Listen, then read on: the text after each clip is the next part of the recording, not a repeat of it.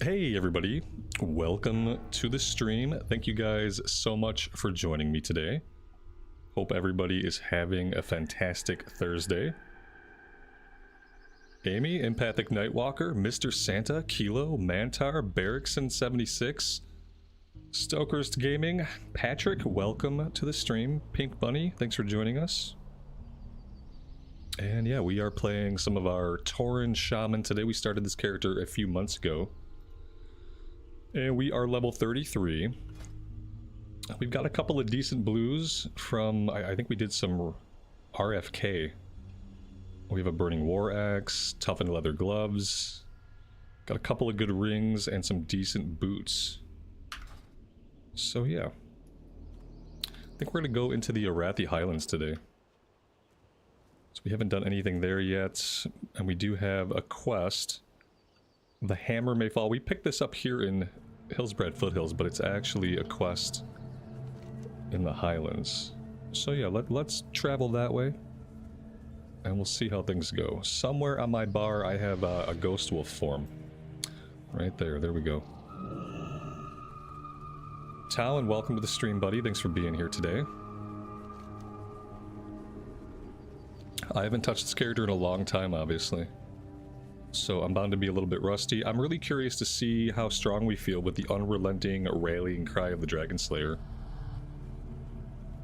Since we are part melee, part spellcasting.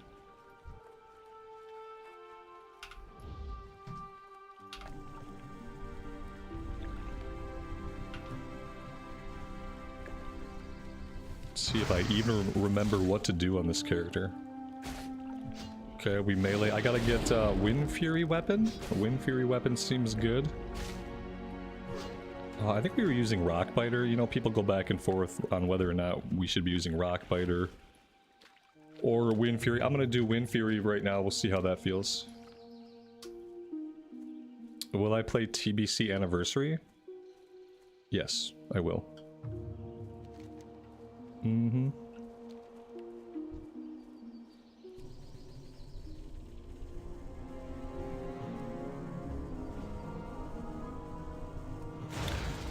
Oh god, my UI is all messed up. Boop, let's move these guys down so we can actually see them. Oh, maybe attacking would be good. There we go. I had to reinstall the game a little while back because I was troubleshooting an issue, and when I did that, it reset a bunch of stuff. There we go. That looks okay.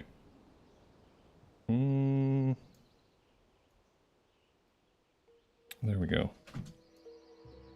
We'll have to deal with that for now.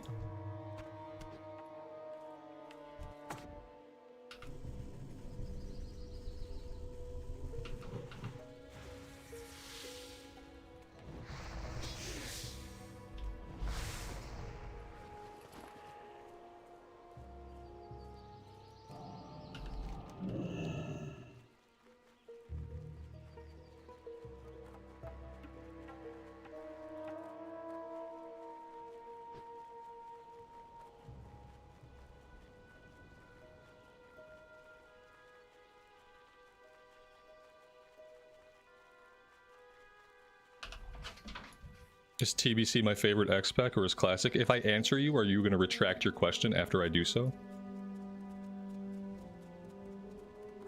TBC has always been my favorite expansion.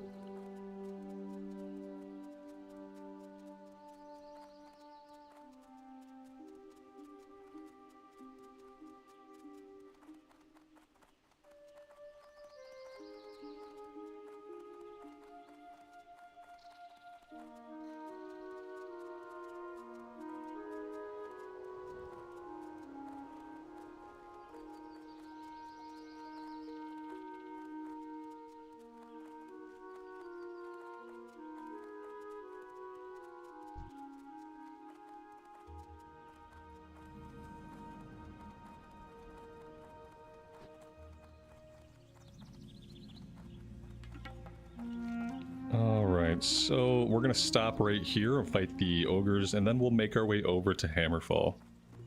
Foul magics we can do. We can do Call to Arms, Yeah, we can do all this stuff, especially with the power buff. It kind of opens up what we can do.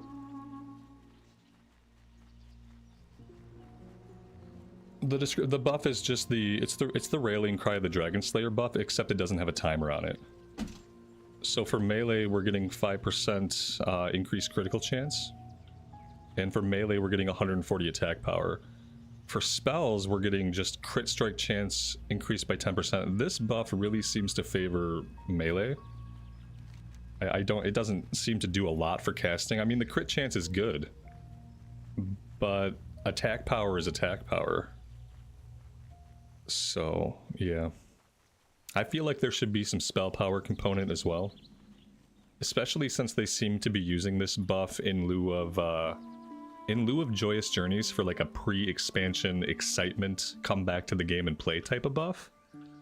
So I kind of wish a little bit more love could have been shown to casters. But maybe, you know, it benefits casters, I just don't feel like it does as much.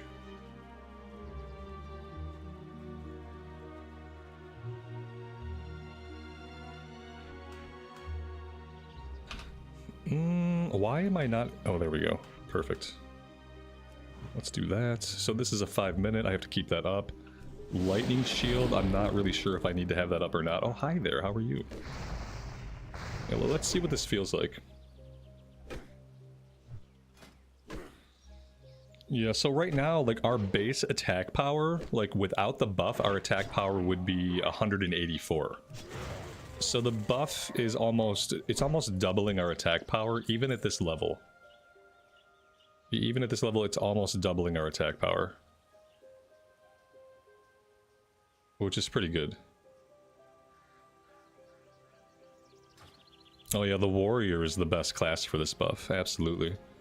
A Rogue might be good too, but I feel like Warrior is the best class to really take advantage of this buff. Just because, especially if you do Arms Warrior and you rely on crits, because then you're getting more crit and you're getting more flat attack power. It's actually kind of crazy. I've played quite a bit of the Warrior at this point because I'm recording it a little ways ahead. And it starts crazy and it kind of stays that way. It's really fun. It's a lot of fun. I'm still kind of hoping they do a Joyous Journeys for people. Like, maybe during the pre-patch would be a good time to run Joyous Journeys. Especially since we're going to lose this power buff, and when we lose this power buff, it's going to hurt. The people it's going to hurt the most are people who are anywhere between level 30 to 50. It's going to feel really bad. So, not really looking forward to that, but we'll just enjoy it while we have it, I guess.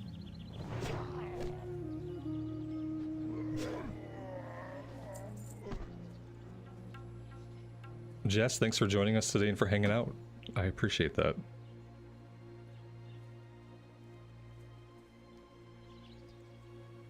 You don't think there will be a JJ because it will take away from people buying the boost? Yeah, absolutely. They probably won't. They typically don't do a JJ during a pre-patch. A lot of times they'll run a JJ up until pre-patch, and then when the pre-patch hits, the JJ goes away. And they might do that, you know, we might lose this buff next week and maybe they'll put a Joyous Journeys into the game. I don't know. They really need to. I mean, but then again, to your point, they would just prefer people just buy a boost.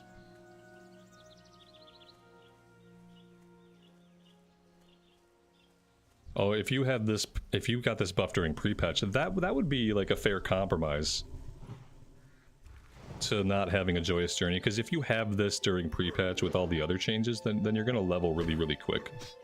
You can already, if you take a more grindy approach with this, you can already level pretty quickly. Not as much as with a JJ, but I think that's the first time we have saw Wind Fury proc. I'm not convinced that Wind Fury is any good. So I think I'm gonna go back to just our straight up Rockbiter weapon bonus damage. 1 week seems like a really short time to have a buff going. And then, you know, I saw that they're planning, the pre-patch date is what, January 19? January 13. And I didn't know that till this morning. I looked on Wowhead just before the stream was going to start. I looked on Wowhead and I saw that they pushed out a bunch of TBC information the other day. So we have pre-patch coming up on the 13th. And typically it's like a 3 or 4 week pre-patch. so we can kind of figure out from there when we expect the dark portal to open.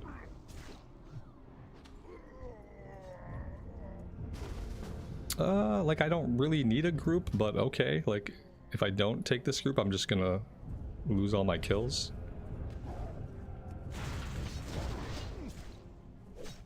Camera is way too zoomed in for this giant Tauren.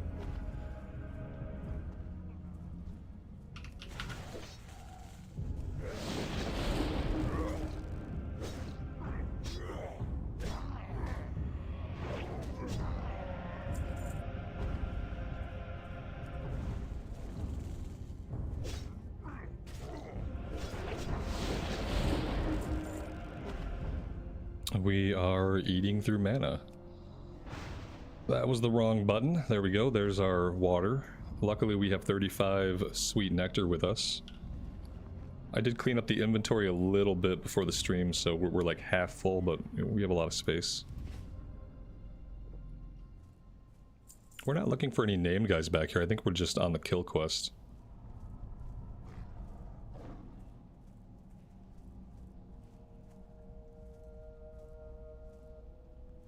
What's coming in the pre-patch? The pre-patch is when you'll get access to the Blood Elves, Draenei. It's when everything in the game changes that's going to change for the expansion, except the new zones are not open yet.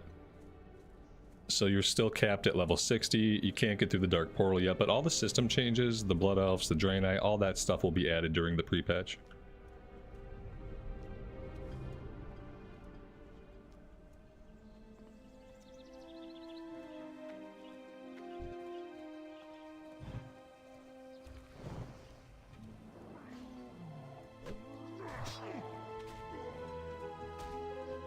Yeah, everything that's going to change, yeah. Everything that's going to change with TBC will change in the pre-patch. Systems, races, abilities, talents, every system component to the game. Patrick, you wonder how much the expansion is. Are you talking about cost? Just like every other classic expansion, they're not charging you for access to the expansion. And that's been consistent through all of classic expansions. When an expansion comes out, you just get access to it. They make the little bundles for you to purchase that come with mounts and game time, and sometimes they come with a boost. But you get access to the TBC stuff just by paying your sub, like always. There's never been a cost for classic expansions, not unless you want to buy one of the bundles.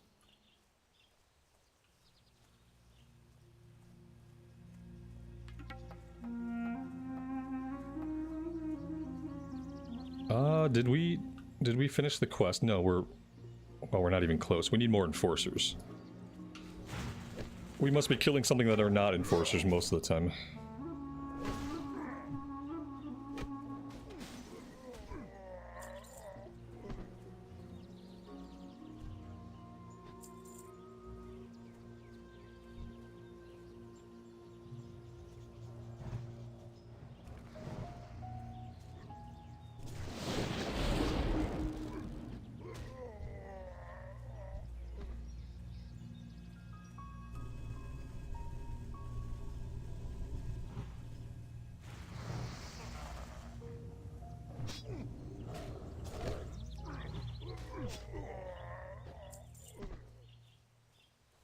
I think the guys I need are going to be mostly inside the hovel. I don't think we're going to find the ones we need outside. Mostly just ogres and trolls outside. We need enforcers. Let me go back to the cave entrance.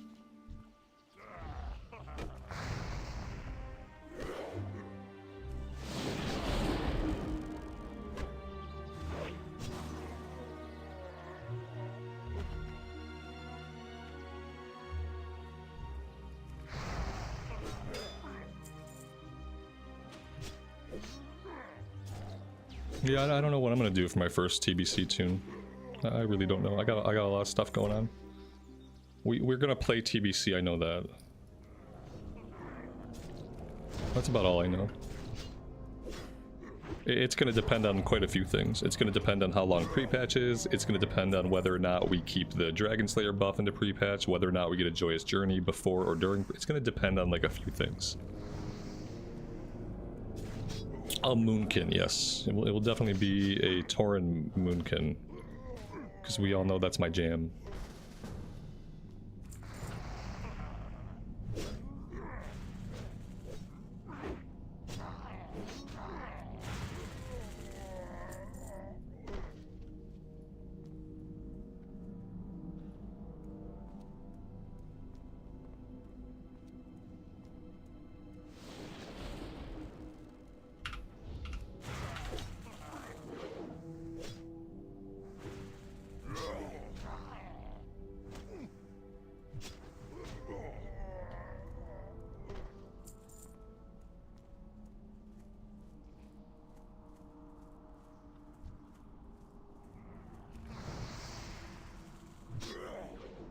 Like, ultimately, I have to think, like, not only about what would be cool to play, but if I want to do any endgame stuff, I actually have to think, like, what do I want to be doing for hundreds of hours of heroic dungeons?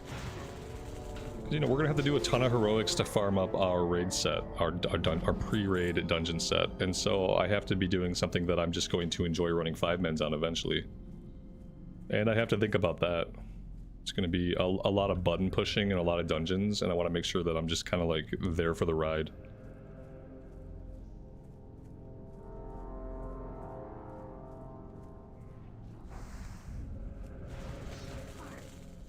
No, I haven't seen any of the Harenir druid forms. The Harenir themselves look pretty cool. I was hoping we'd get them at midnight because I wanted to try them out, or in War Within.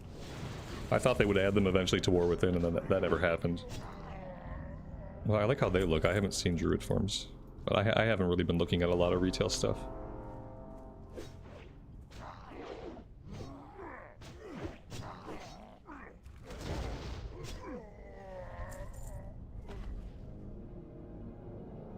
I've decided I'm going to wait till midnight actually releases to play any of it.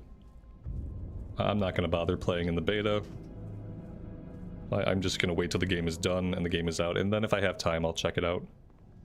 It's not really high on my list of priorities, but I do want to check it out eventually.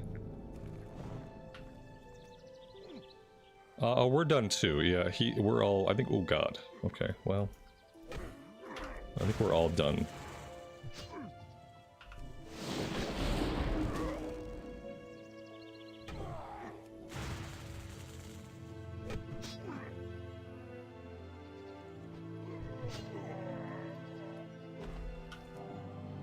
Alright, on to Hammerfall we go.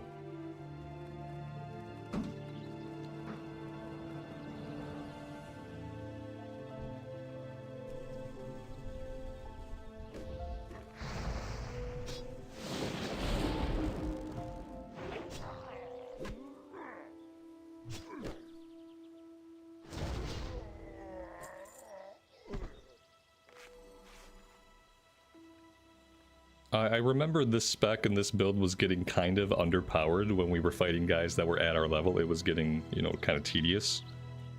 The power buff for this spec seems to bring it right in line with where you would want it to be.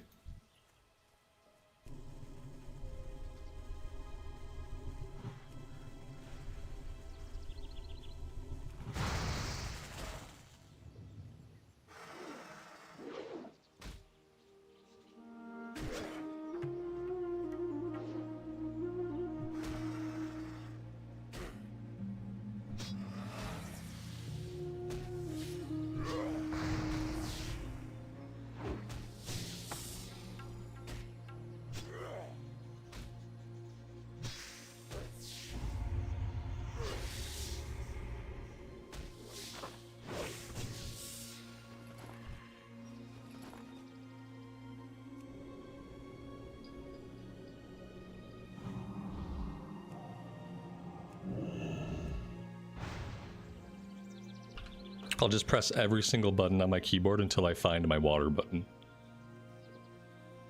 Clearly don't remember my keybinds on this tune.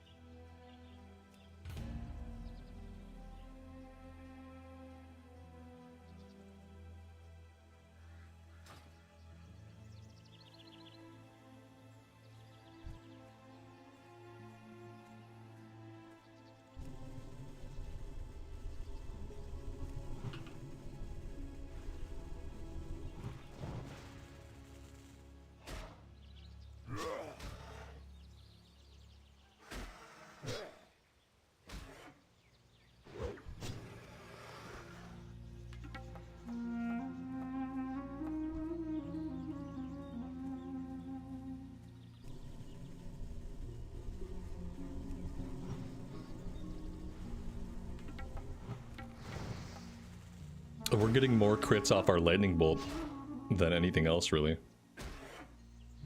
Maybe the spell power component of this with the crits is pretty good.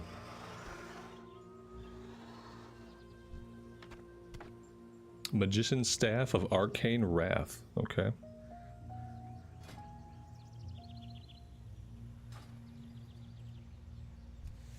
Ah, yes. This character is a skinner. I completely forgot. We have skinning capped out at 225. We need to train that next rank somewhere. On the Horde side, I don't really know where we do that. Maybe Thunderbluff? And then leatherworking is down at 129, which is admittedly very low. We obviously weren't being very diligent with our leatherworking on this character. What else do we have? Cooking is at 130. Same thing with all those. It seems like we just kind of hit a wall at 150 with all this stuff.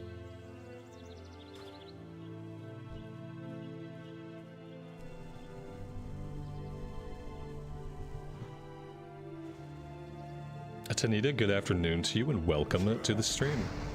Thanks for joining us today.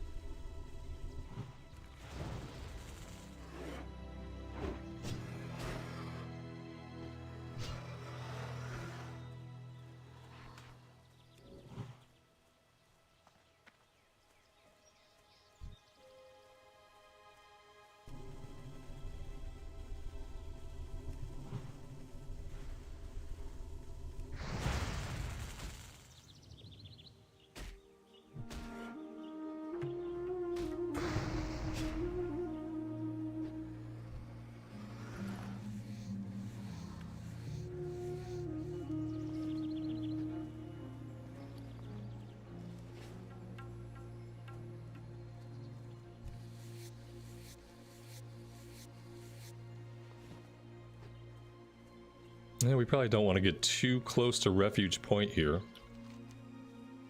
I don't know if they have any guards stationed outside of the... Oh yeah, they have guards outside the crater, alright. Let's go this way.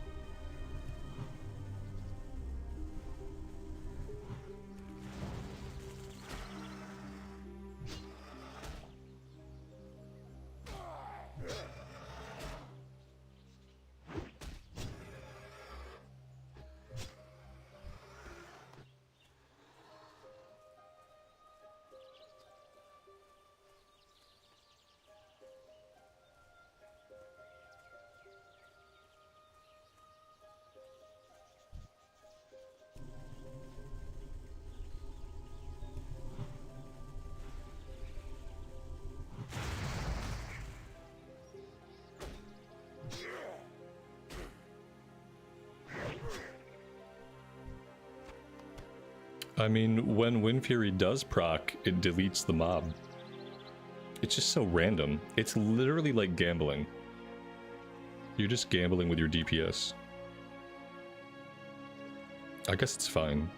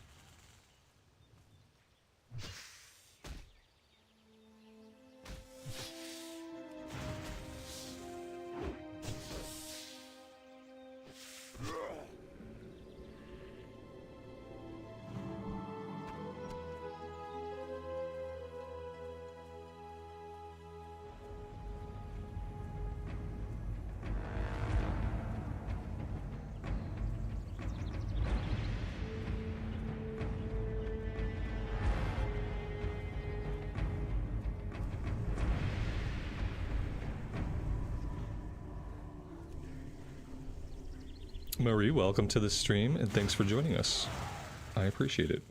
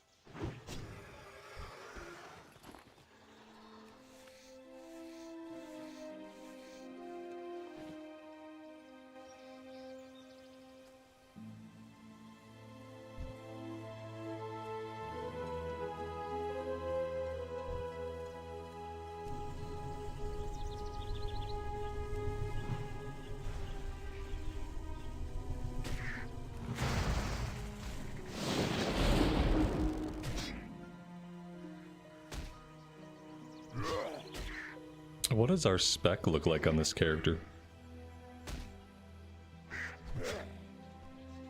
Okay.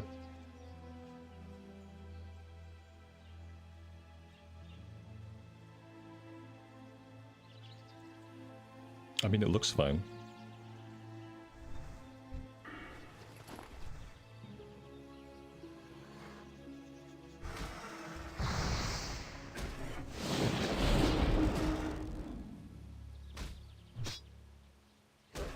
Ethan, that's awesome, man.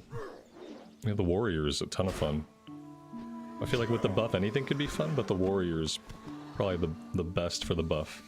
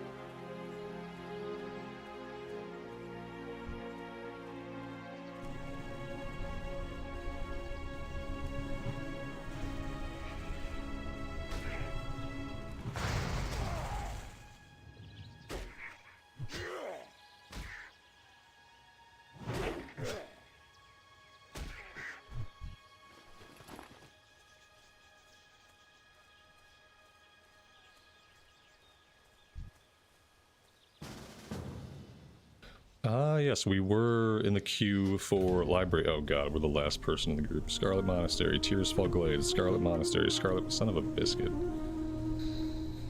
Okay, this group's probably gonna kick me long before I get close to the dungeon. We'll try to beeline it to Hammerfall, and then I'll take a flight to Undercity, but yeah. Everybody just waits at the dungeon nowadays. I don't have time in life to stand around at the dungeon entrance, you know, twiddling my thumbs until I get an invite. I want to be out doing stuff if I'm playing the game. And people used to do that in Classic Era. Like, you would just assume that when you got a group, everybody was going to have to travel to meet up, especially before the summoning stones were turned on. But nowadays, people just seem like they park themselves at the entrance. And they just, I guess they just do nothing while they wait for groups. Is my dwarf hunter still around? Yeah, they're still alive. I've got a bunch of stuff recorded on them that's gonna release over the next couple weeks. With the recorded stuff, I'm recorded pretty well ahead of schedule. But yeah, she's still alive at this point. I don't think I want to play a lot of hardcore with the buff, so I'm glad that I've recorded ahead. So I don't know, like, I guess it's fine, like, take advantage of the buff, you know, you're gonna live. You're at least a little bit more guaranteed to live. But I don't know if I want to play hardcore that way, so...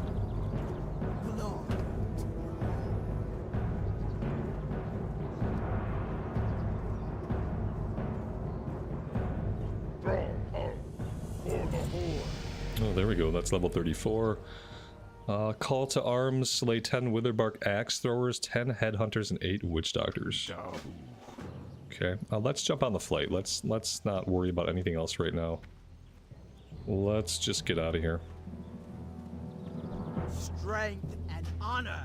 And I'll take us to Undercity. While we're in flight, I'm gonna go bio really fast so I don't have to do it during the run.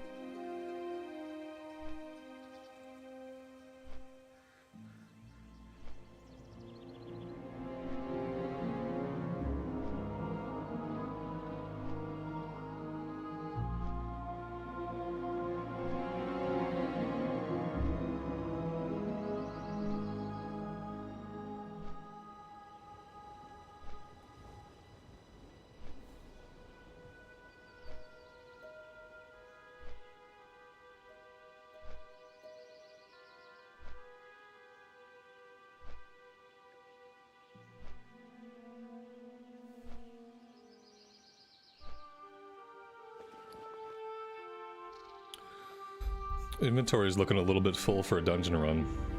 There's a vendor on the intersection south of the monastery. And we should hit them up and see if we can sell anything. There's not a lot that I can sell. I mean, we got totems, we have water, potions, spirit scroll I can use. I'm waiting on these recipes, we can't learn them yet. Got a ton of quest items. I really wish I didn't have an entire row and a half of quest items. That would be awesome. We just have too many quests going at the same time. That's pretty typical. I'm holding on to a lot of leather that I can't use right now. Well, I know. Well, that's not true. I could use it. I could use the medium leather at least. Yeah. This character desperately needs a crafting session. But that's probably not going to happen today. Mr. Blaster, welcome to the stream, buddy. Thanks for joining us today.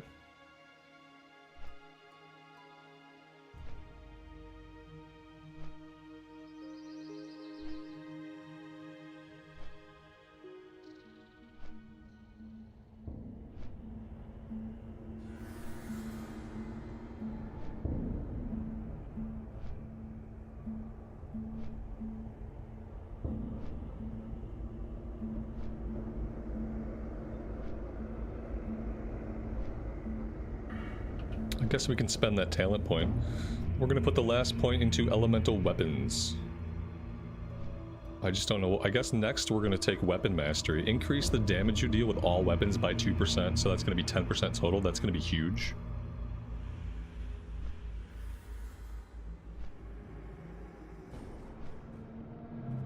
Sweet potato, that's awesome. I'm glad that you found us. Thanks for being here and for hanging out with the stream.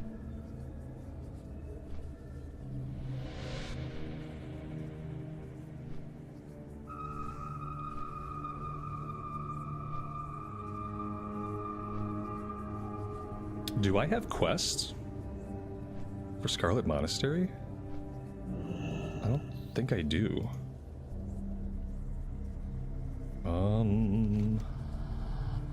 Huh. There are some quests. I should probably go grab them, but I just kind of want to go do the run. Maybe somebody will share the ones with me that can be shared. If they have them. I'm sure we'll do Scarlet Monastery Library more than once.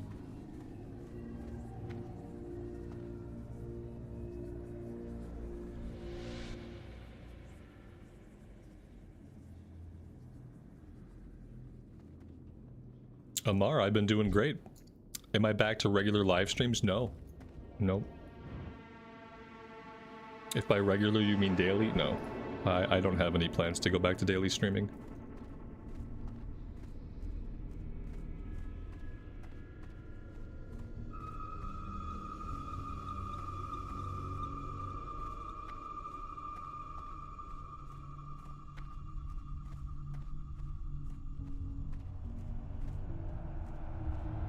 No, I've taken it back to, you know, focusing on the recorded stuff. The recorded stuff is the heart of the channel.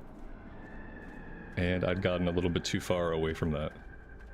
So it's been nice just to get back and to focus on doing recorded stuff most of the time.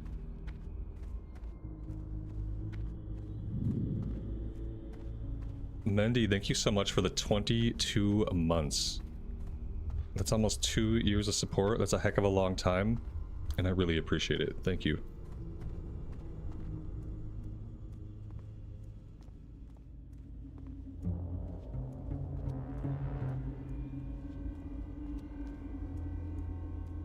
Alright, I need to hit this vendor over here. I absolutely can't forget.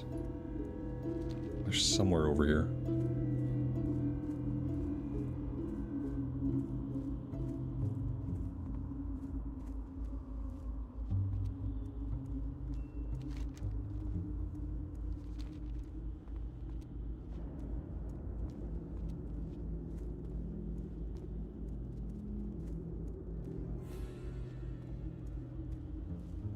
I'm listening.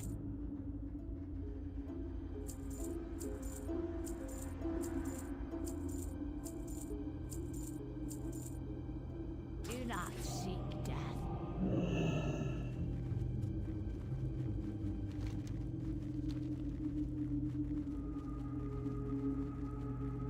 Yeah, with me and streaming, I think it's going to be more of just like today. Today I thought, you know what would be good to do today? It would be good to stream. And it just worked out that I had the time, the opportunity, and the ambition.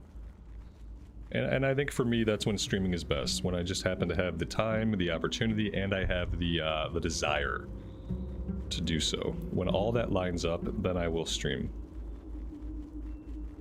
Other than that, I'm going to keep on cranking out recorded stuff, and I'm going to hope that you guys enjoy that.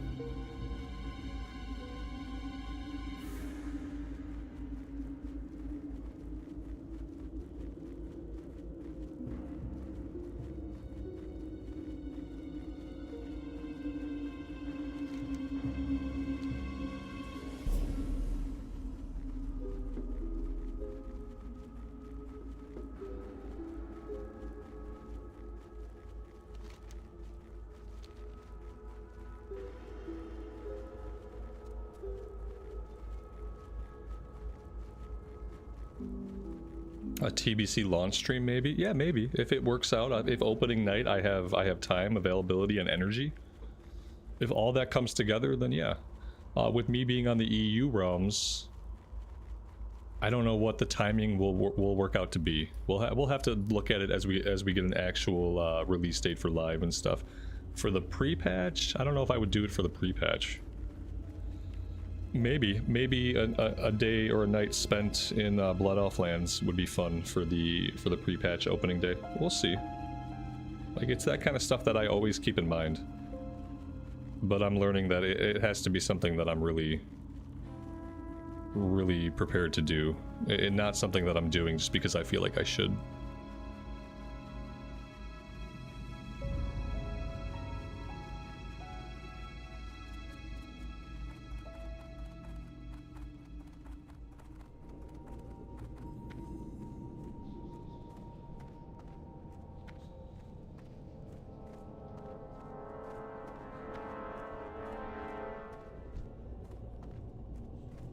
I was gonna say, there's no way that these guys waited for me. I wonder how much of the dungeon they've managed to clear. Oh, not hardly any. Maybe they did wait. Oh yeah, they waited quite a long time. I'm really shocked, actually. I don't know if I would have waited for me for that long. I have no idea how to play this character in 5 minutes. And that's gonna be reflected in my DPS.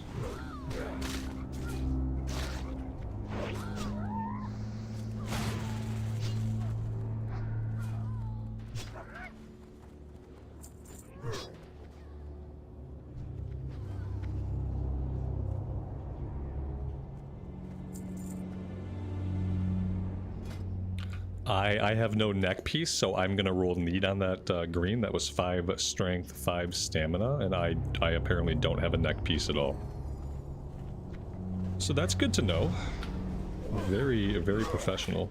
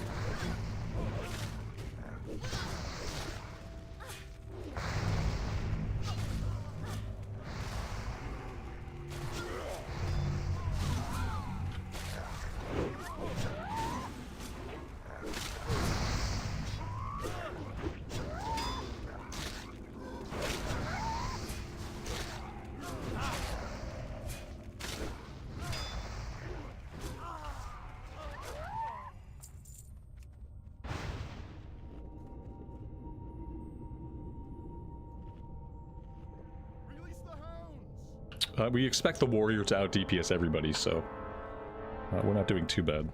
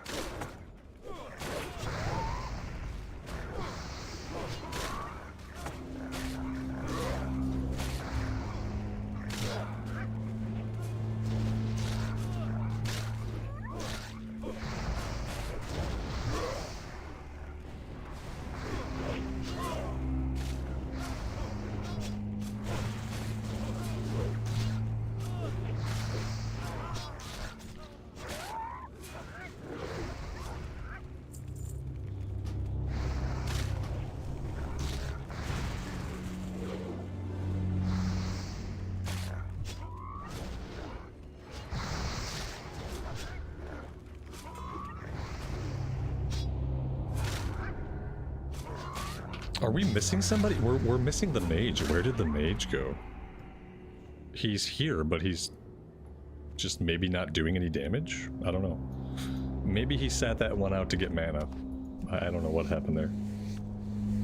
That fight took a long time and he was not really on the meters for it.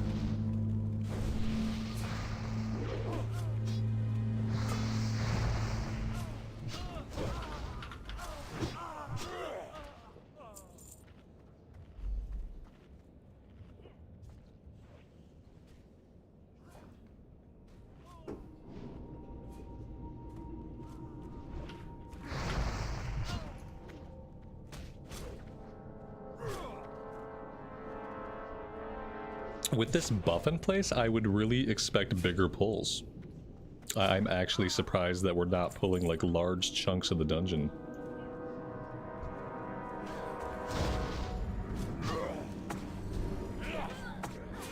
Oh, here we go.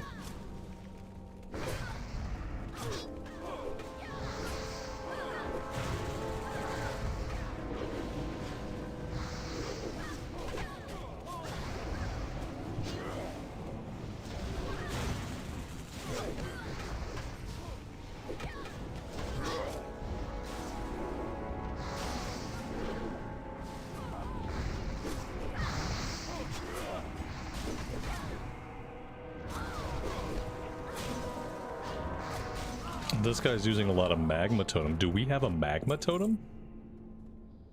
I have a fire nova totem that maybe I should be using. But I don't know if I have a magma totem.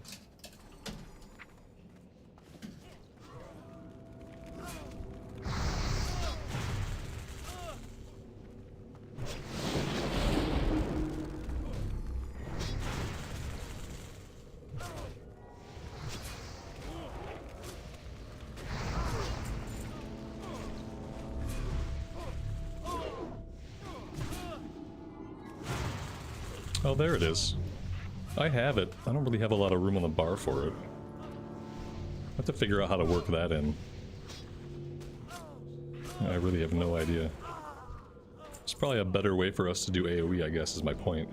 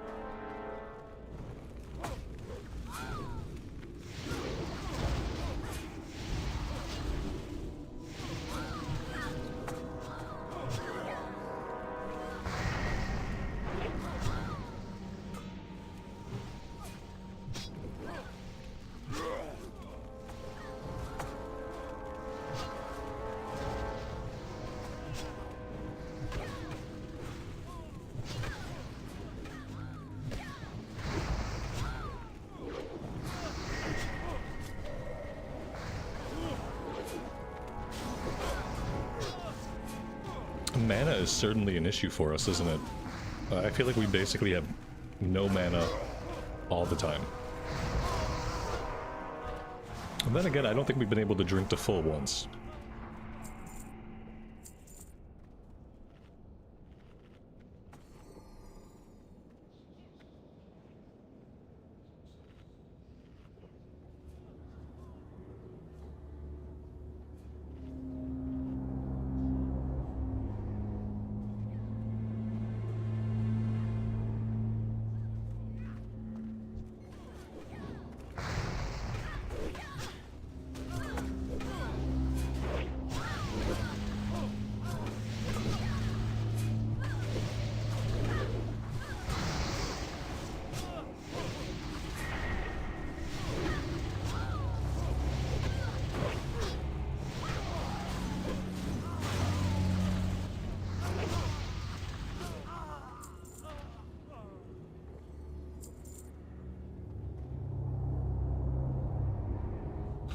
The totems cost a lot of mana. Yeah, some of them do. Magma totem costs 230. Searing totem only costs 75. The big totems, like the magma totem we're dropping, that cost a lot. Like, is it worth it? I don't know, I kind of feel like it might be. Just a lot of drinking.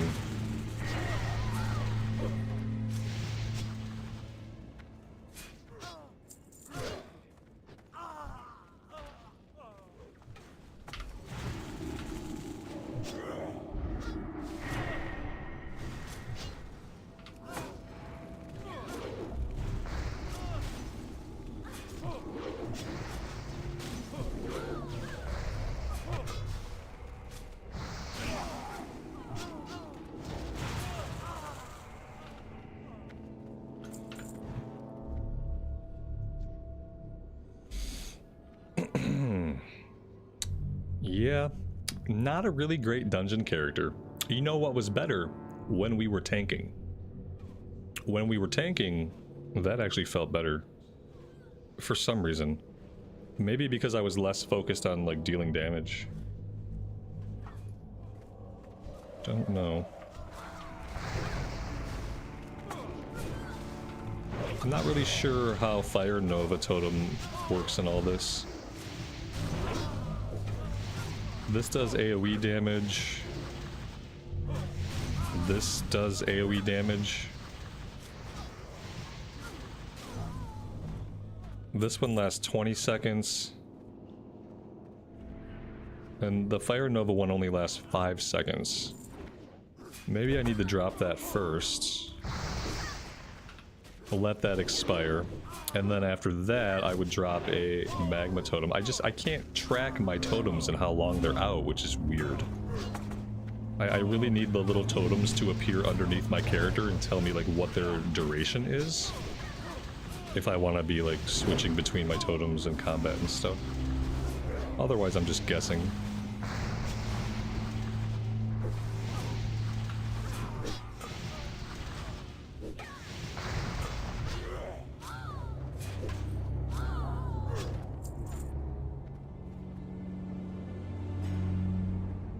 I think the Fire Nova one explodes once. Maybe after the 5 seconds. Like, it's down for 5 seconds, it blows up. Whereas the Magma one pulses. So you want to do the Fire Nova one first, let it blow up. Then put your Magma Totem out. If you have, like, an AoE pull. If it's not 3 mobs, then it's probably not even worth the mana cost. At 2 mobs, you'd probably just put out Searing Totem and be done with it. No, let me get mana. Why am I in combat? It's hard to get mana when you're in combat. Oh, there we go. We got a live monk in there. Alright, let's drink up. Hopefully before he pulls the boss. Let's see what kind of damage we can do on a single target. Wind Fury's about to tick off of us.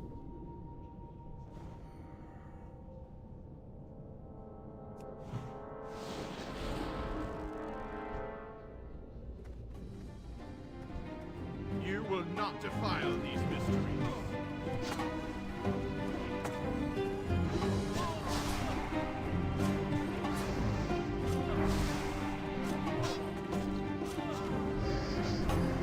Burn in righteous fire.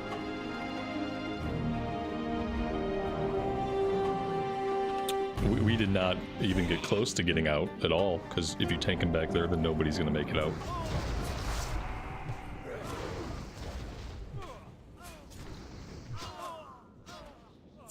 He dropped the Illusory Rod, 7 Stam, 15 Int, 10 Spirit, and the Robe of Doan. We don't need either of those. It's nice to see a blue drop, though. I think I have to get my key. Let's not forget to do that. Norm, good afternoon to you, buddy. Thanks for joining us today. Alright, that is it for library. Got a lot of bodies that I just didn't loot back here. My Hearthstone is set in Gromgol, a base camp. Well, that's not exactly where I want it to be.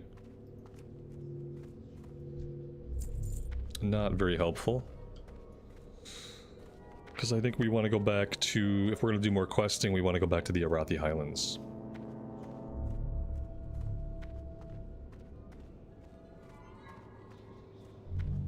I wonder if at level 34 I can get into Armory yet. No. No, I cannot. Not yet.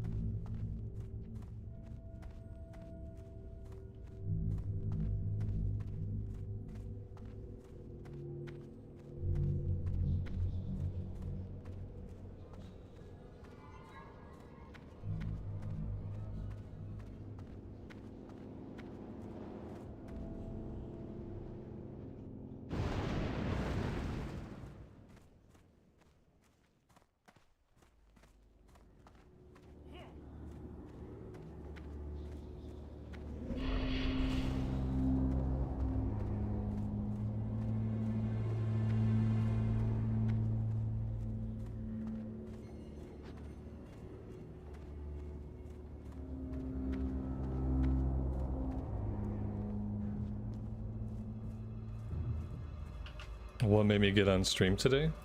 I just felt like it. I felt like it, and I had time, and I had energy.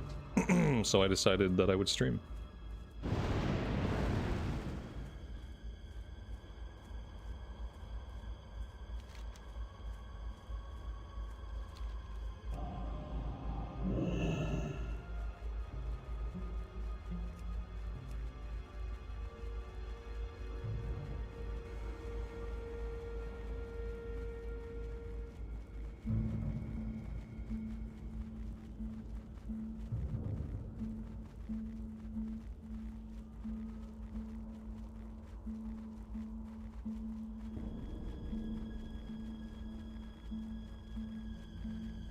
We could do another run of that, but two shamans might have been too many shamans to have.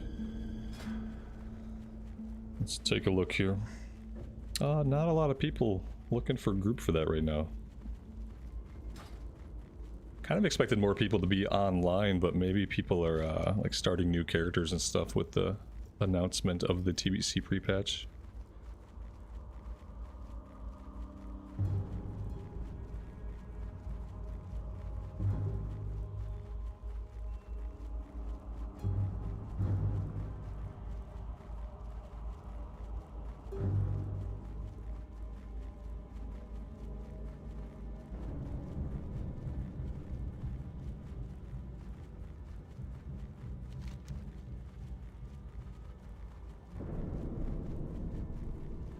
We have a couple of quests to turn in Undercity, so I'm gonna go do that. We've got Going Guano, which we completed a long time ago.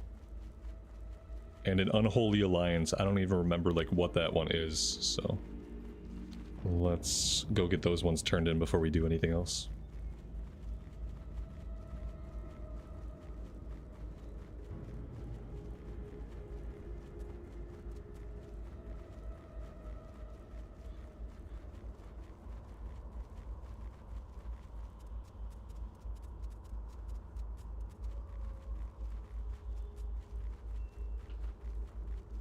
Am I gonna do a hardcore TBC run with the add-on? I'd like to. I'd like to, with or without the add-on. I guess it would be an honest man run at that point. I'd like to give it a shot at some point. It probably won't be the first thing I do with TBC. The first thing I do with TBC will probably be to just play it. And then yeah, after a while I would like to do a hardcore run.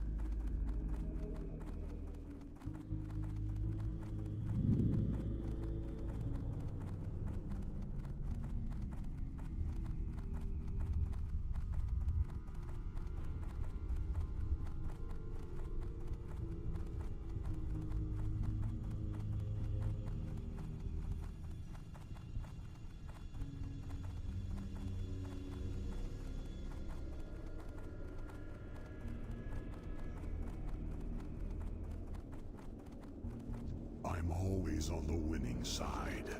How will this benefit me?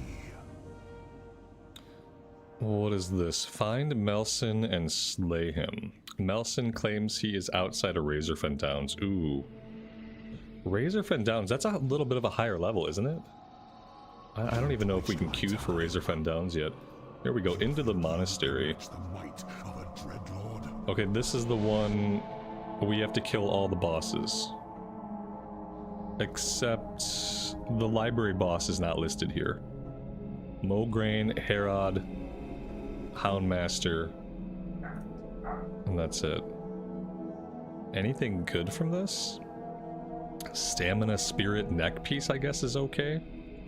But there's really nothing we need from this, unfortunately.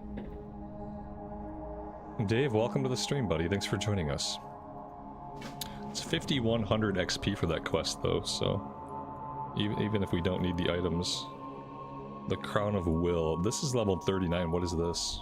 What would you ask of death?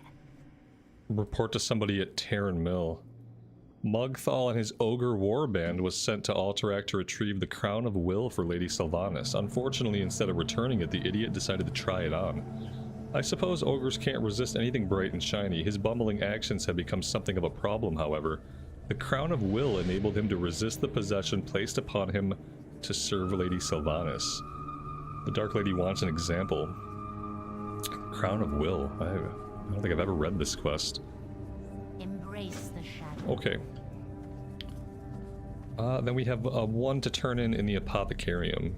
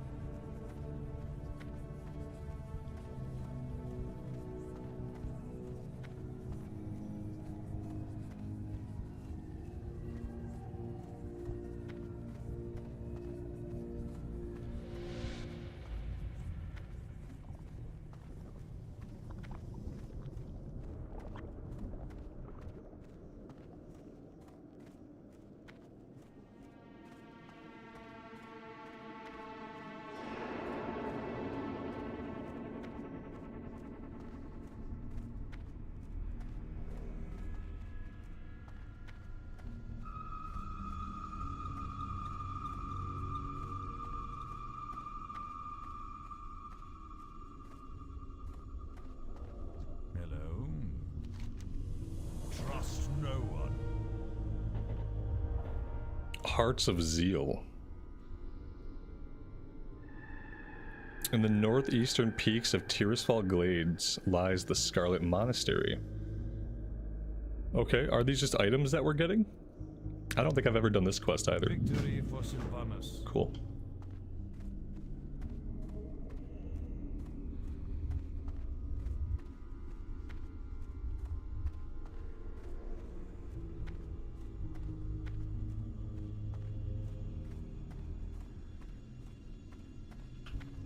We're going to go back to the Arathi Highlands to quest, but I'm going to set my Hearthstone here. That way, if we get into another dungeon group, we can just hearth to the Undercity. We don't have to worry about the flight time.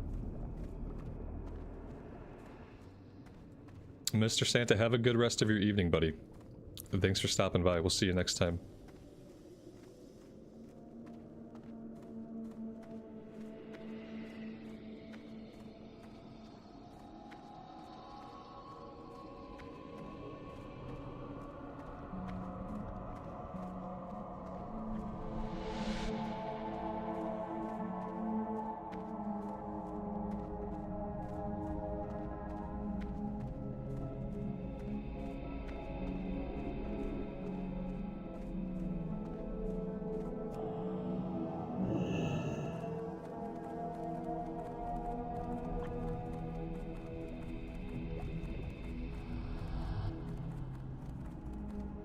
You know what? I should put some of the heavy leather away for now.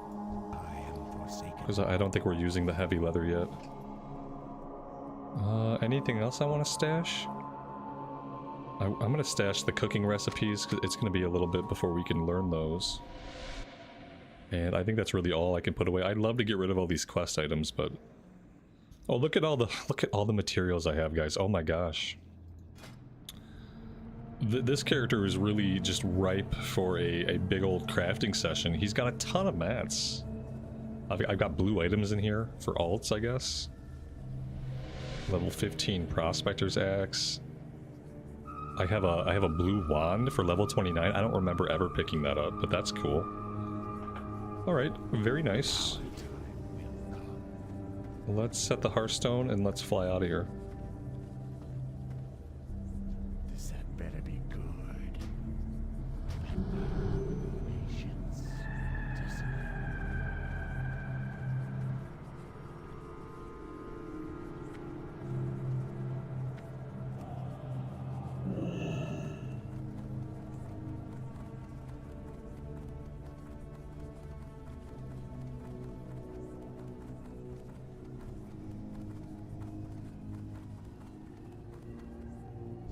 What would you ask of death? Remember, I am going to go refill my coffee. I will be right back.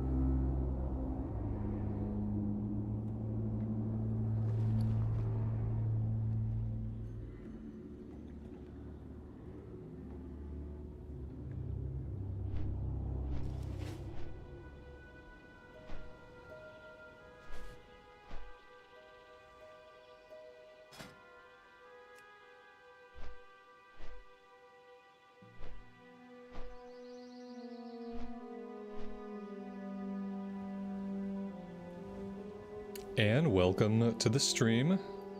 Thanks for being here. Hope you're doing well today.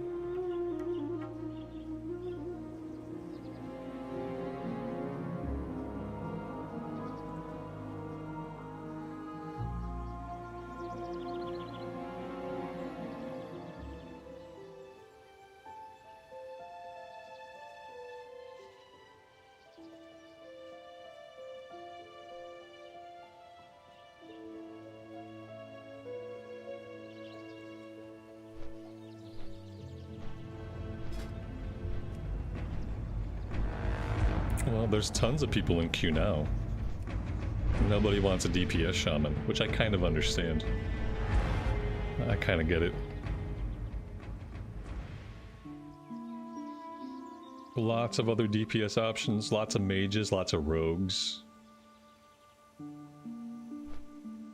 Not seeing a lot of tanks online. Plenty of healers.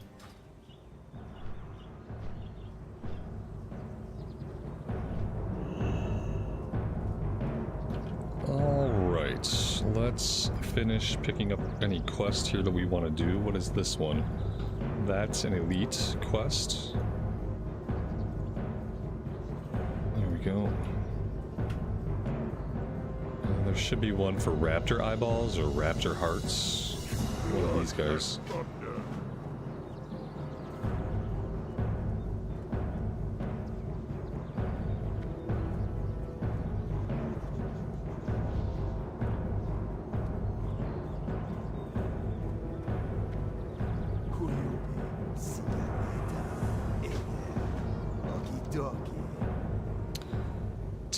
Bloodstone amulets.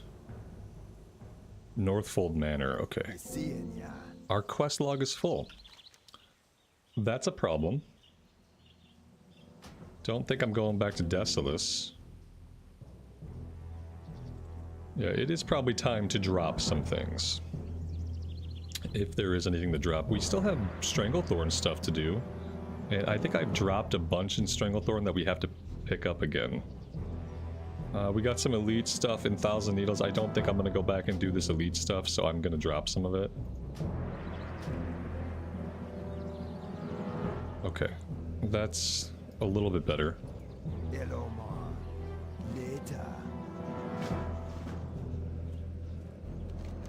Alright, so what do we want to do first? I think like we tackle it in level order.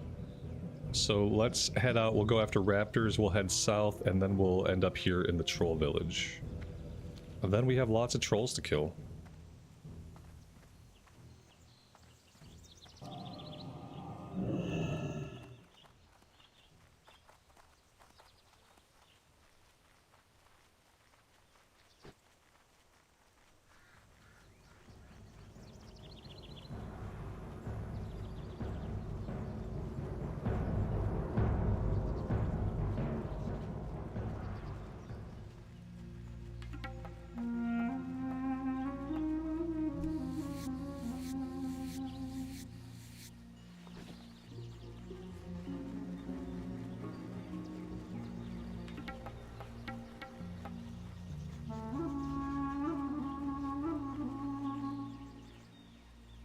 Well, it's a good thing somebody has killed every single raptor nearby.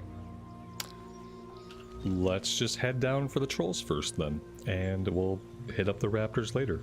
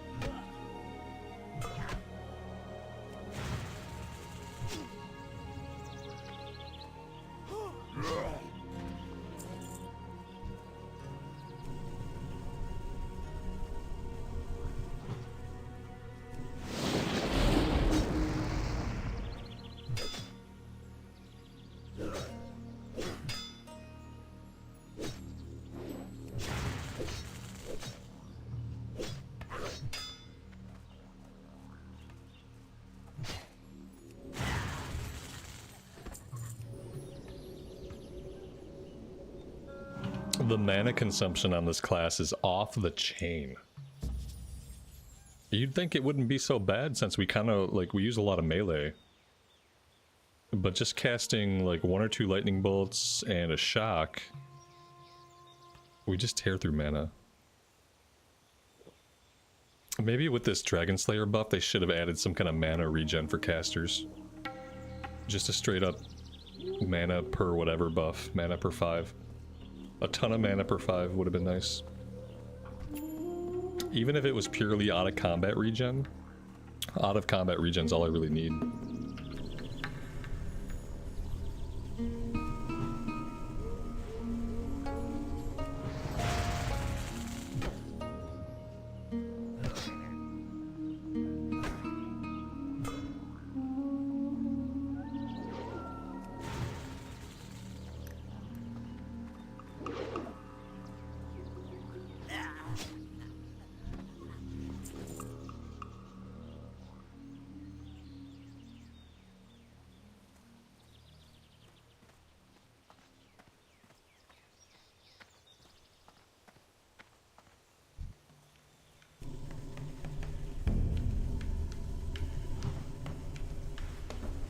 You know, I don't mind the mana dropping. I want the mana to drop.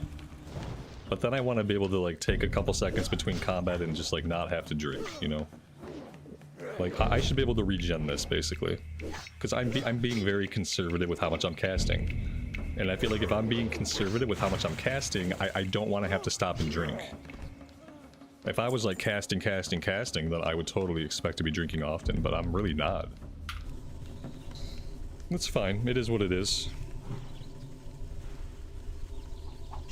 I just don't know if I could main a mana using class. Although by TBC most of the mana issues have been deleted from the game. Sea Winter, thank you so much for the super chat. That is very kind of you and I really appreciate it. Thanks for that and thanks for hanging out with us today.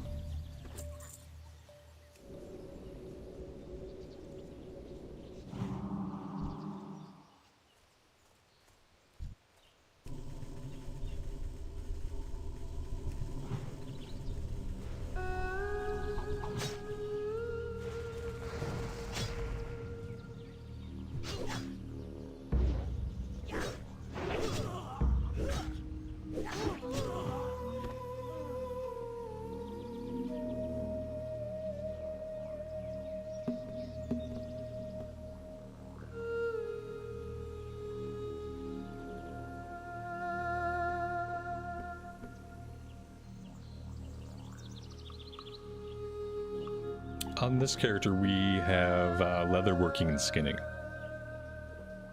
I had smoked sagefish at some point. I must have sold them all. We had these sagefish, that's mana per 5 food.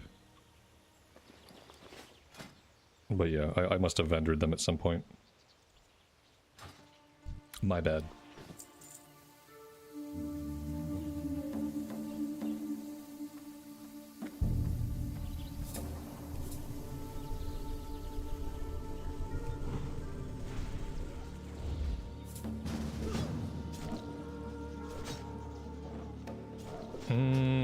I don't want to group because if I take a group with this guy, it's gonna pop me out of the queue.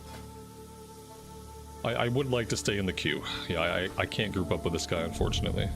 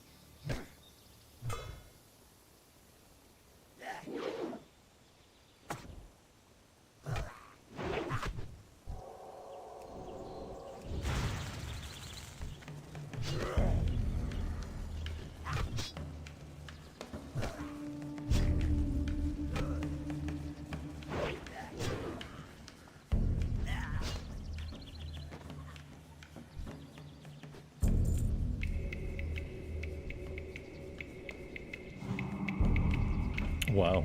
Our heal is pretty trash as well. Healing Wave rank 4. Is that the highest rank I have access to? No. Okay. That's why our healing is trash garbage. I'm 2 ranks behind. There we go. That should be a bigger chunk of our HP.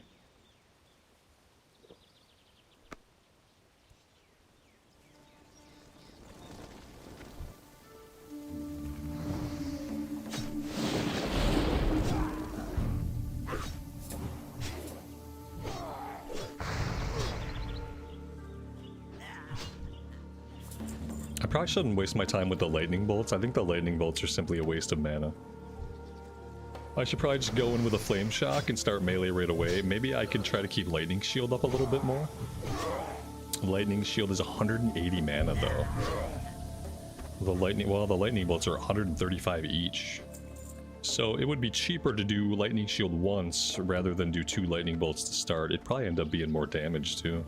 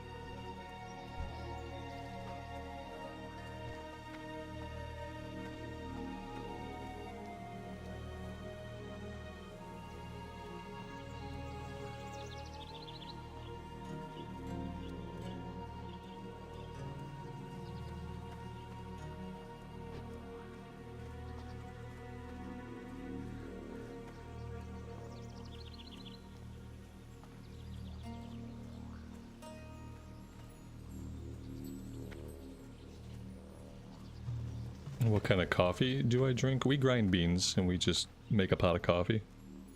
We have a Keurig maker too, but that Keurig maker's only for like emergency situations. Coffee emergency.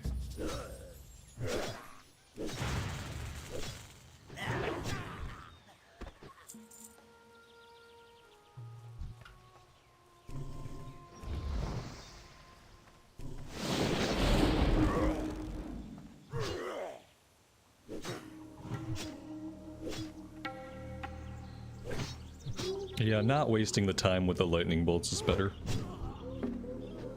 I feel like that's a low-level tactic that you just, if you're going to be enhancement, you just stop doing it eventually.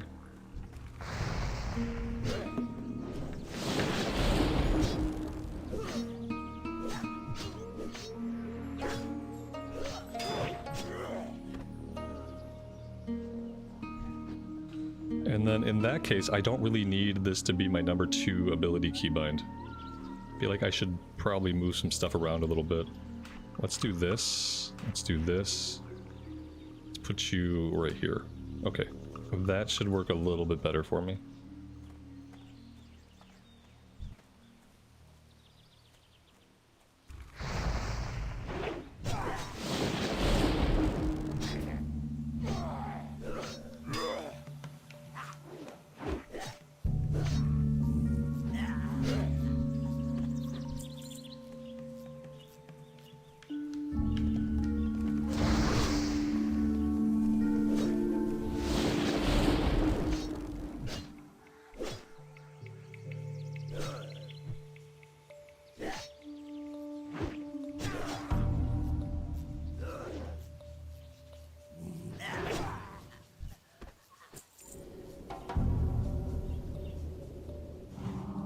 Yeah, there we go. That's what I want to happen when I push my big heal.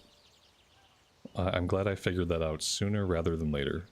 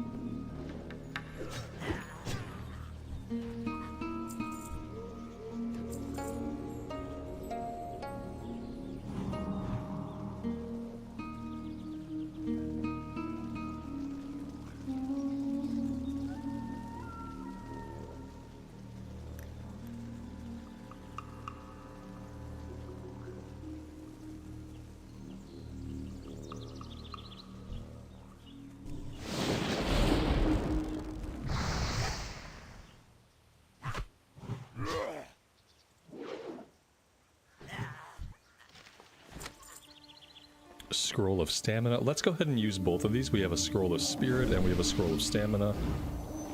We'll pop them both. That'll open up our inventory a bit.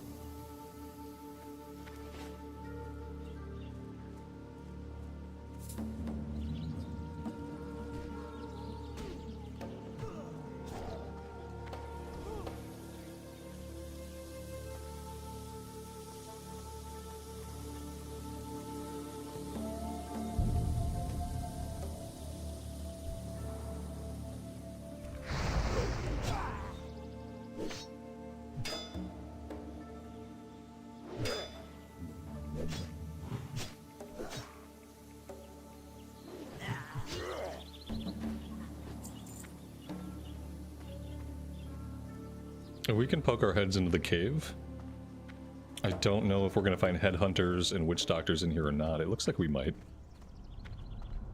At least Questie thinks so. Here we go. Oh, well, you know. Almost. No, sorry, can't.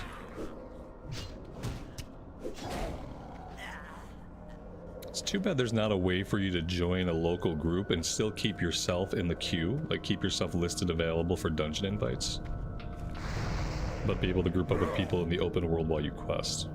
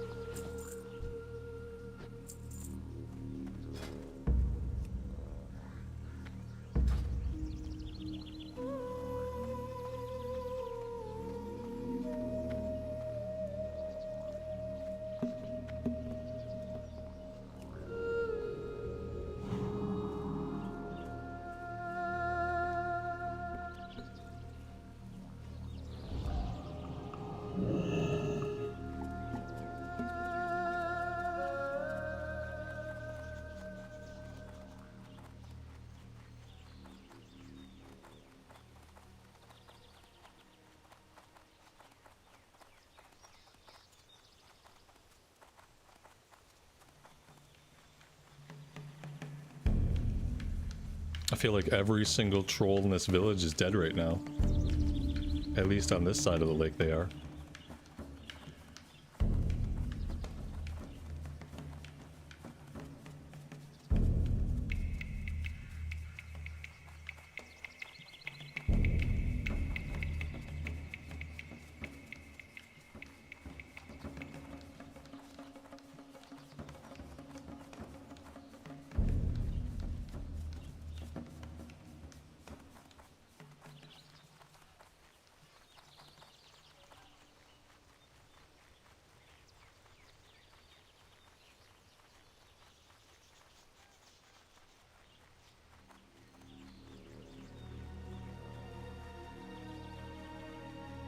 Well, okay then. The only trolls we saw were ones that were in the process of being killed.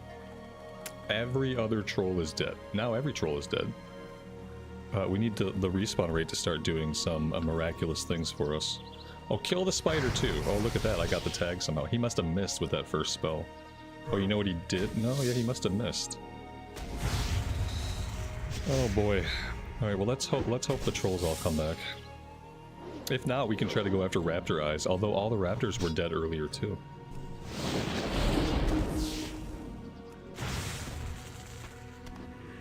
It must be prime time server time. Yeah, it's 7:42 server time. That's why there's so many people and why everything is dead.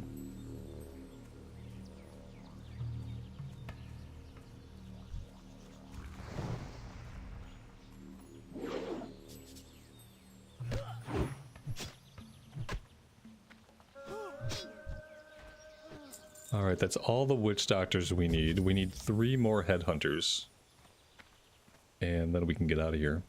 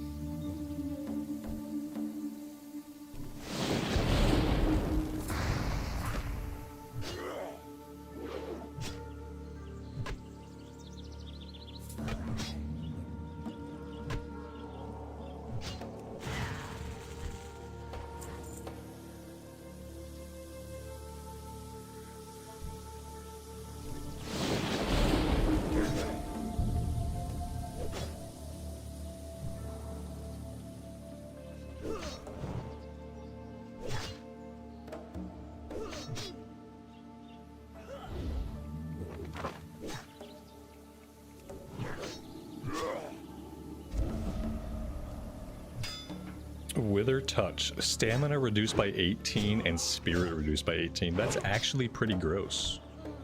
2 minutes? 2 minutes is not that bad.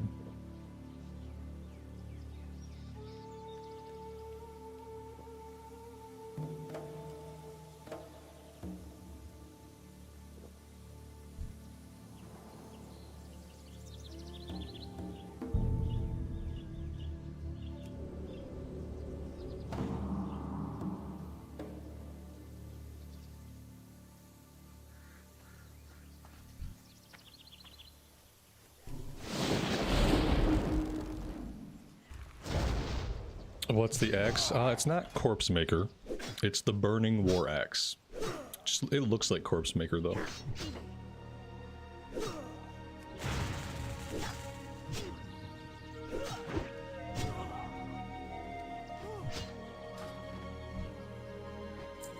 Alright, this quest is done. Let's get out of this village and try to go after the raptors next.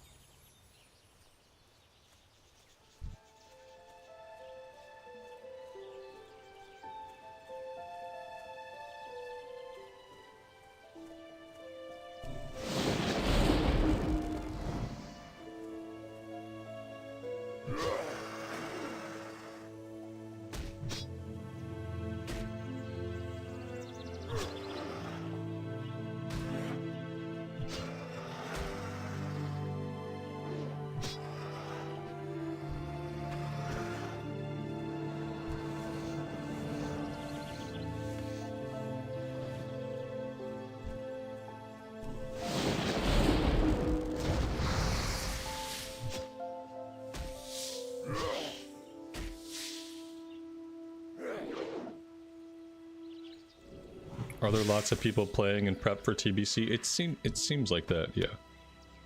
Ever since they put the Rallying Cry of the Dragon Slayer buff in earlier this week, it seems like there's bigger populations both in hardcore and regular era. But that's only like my feelings. I feel like I see a lot more people. But then again, I've been playing hardcore consistently, so hardcore for sure seemed to see an influx of players. I haven't been on the regular Anniversary Realms a lot. But yeah, people are playing now.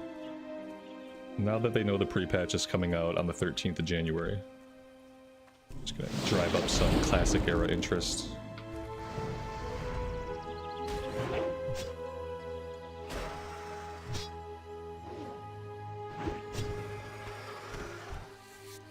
But to be fair, I think lots of people were playing the entire time.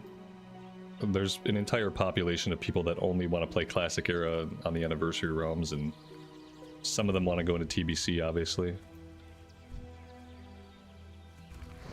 So I don't think the population was ever, like, super small.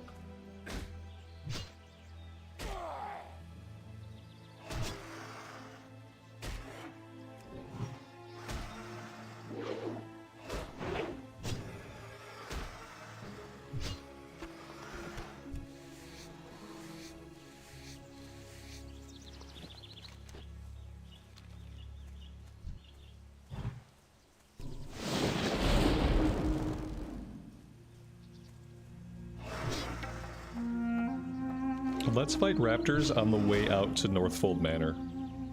And we can kill two birds with one stone, so to speak.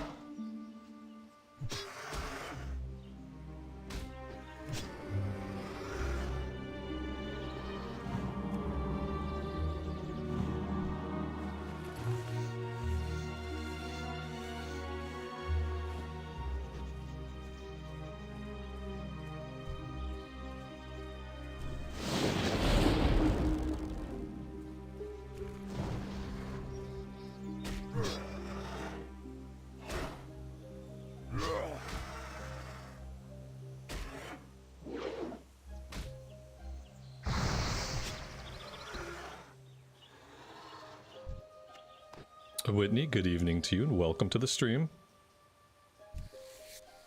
I'm not back, I'm here. But then again, I've always been here.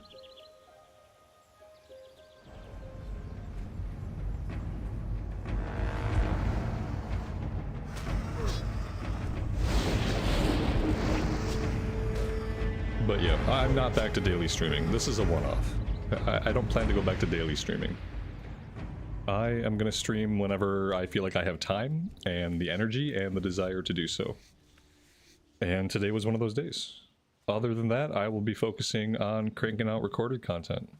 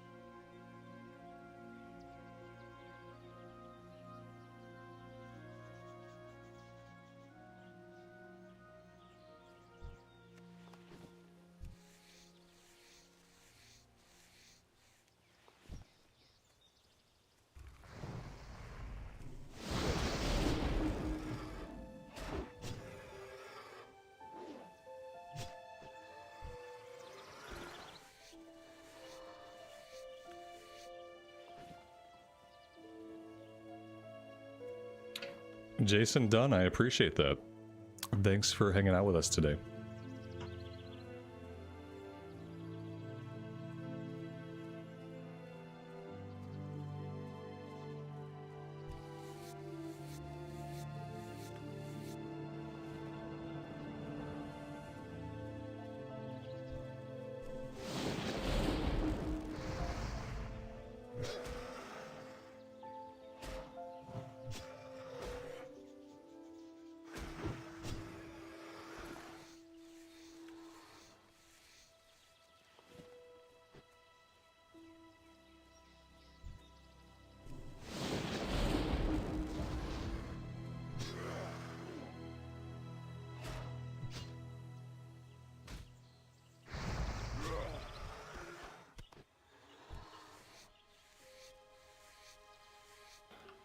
I think what's deleting the enemies is like we get a Wind Fury proc and we get this chance on hit, this fireball. Pretty sure that's happening sometimes. Like a fireball crit followed by a Wind Fury crit.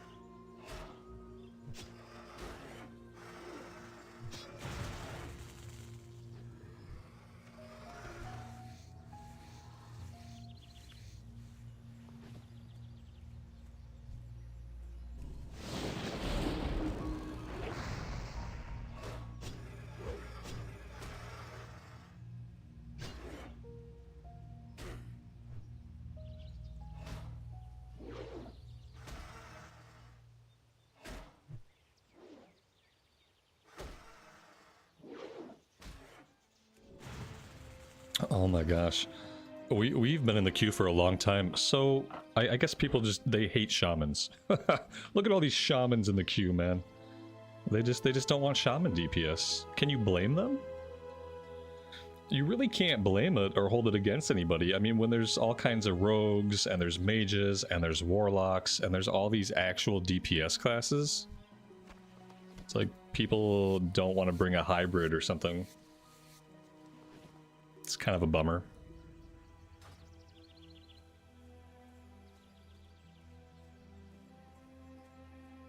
I have kind of realized that if you're playing Classic Era, and this probably applies to TBC as well, if you want a DPS, it's probably better just to play a pure DPS spec. That way you'll actually get invited. Unless you have an awesome guild, then you're not worried about pugging. But if you're someone that pugs like I do, it really seems like if you want a DPS, you just gotta be a straight up DPS.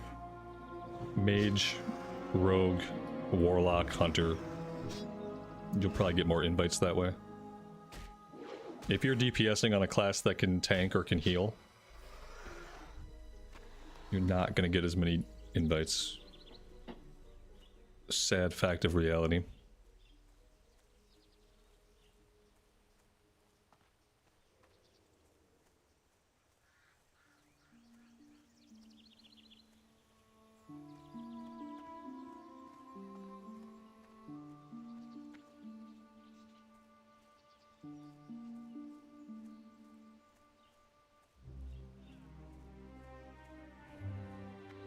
Alright, I know some of these guys hang out in stealth kind of behind the buildings, so I'm gonna make a circuit of the town behind the buildings and see if we can rustle any of them up. Everybody else looks like they're dead. The place has been completely cleared out.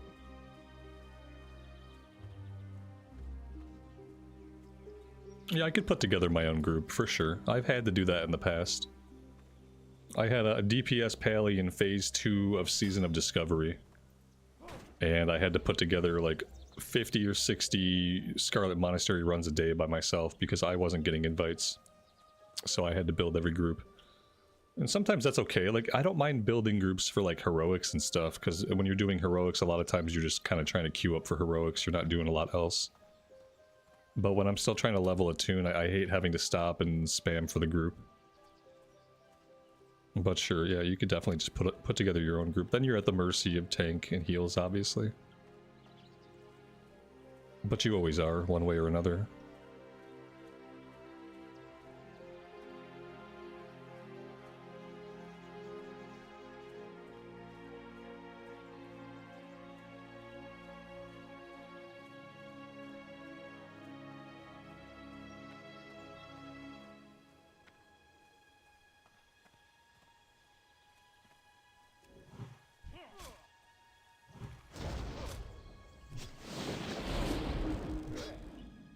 Karen, good evening to you and welcome to the stream. Thanks for joining us today.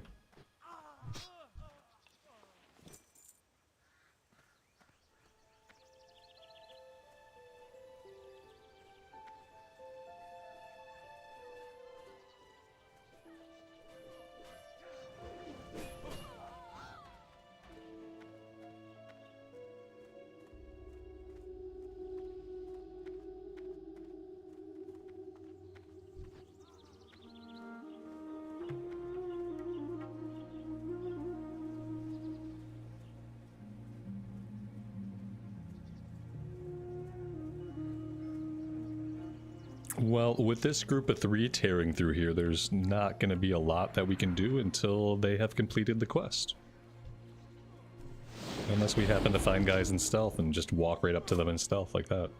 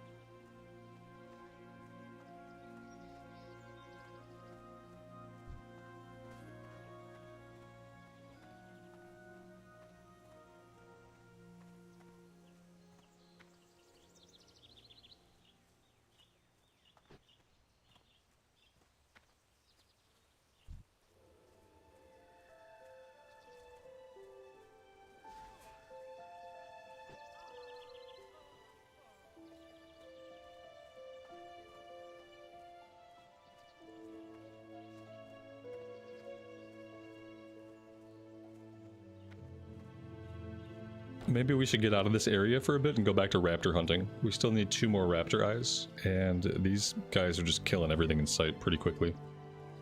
So yeah, let's peel out of here for a bit and we'll come back.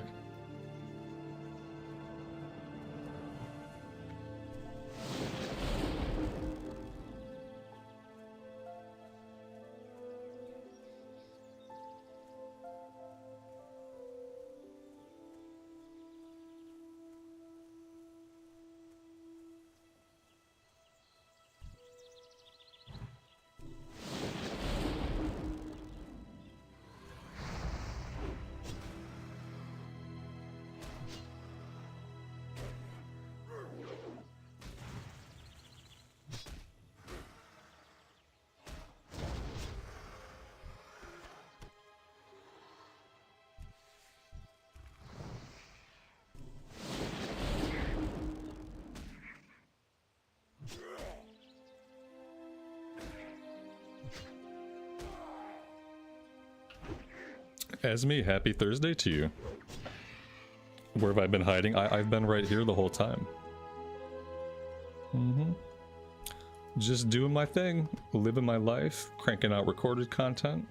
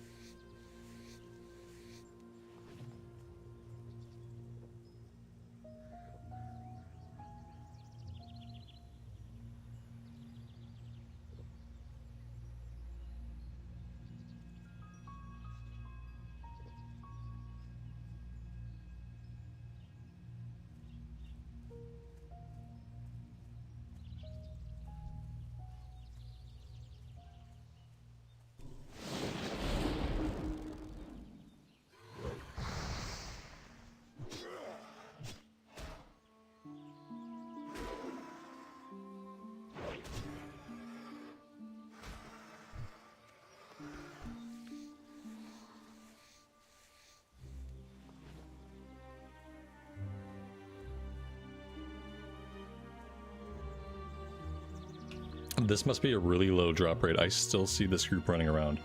Then again, with a group of 3, they need 30 items.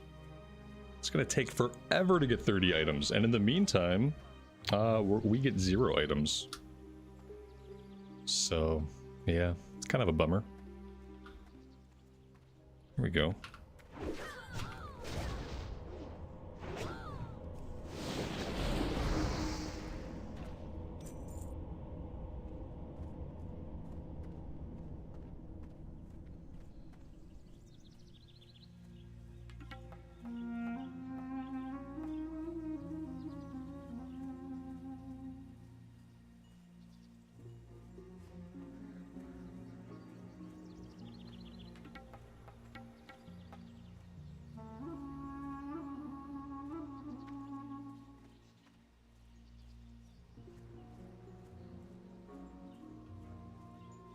Shane, good afternoon to you and welcome. Thanks for joining us. Hope you're doing well today.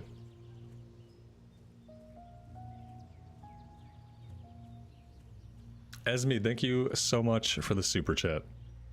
It's very kind to say, very generous of you. Thank you for that.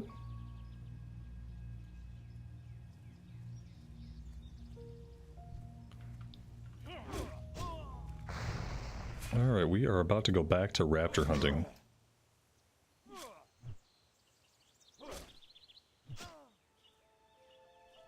Which faction is better, Alliance or Horde? Oh, that's a personal choice.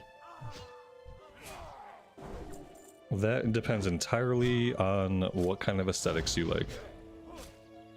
Because the zones that you level through and the architecture and the vibe of the races, it's totally different. I like Horde and Alliance. There's really awesome things about both the factions, but it all boils down to personal taste.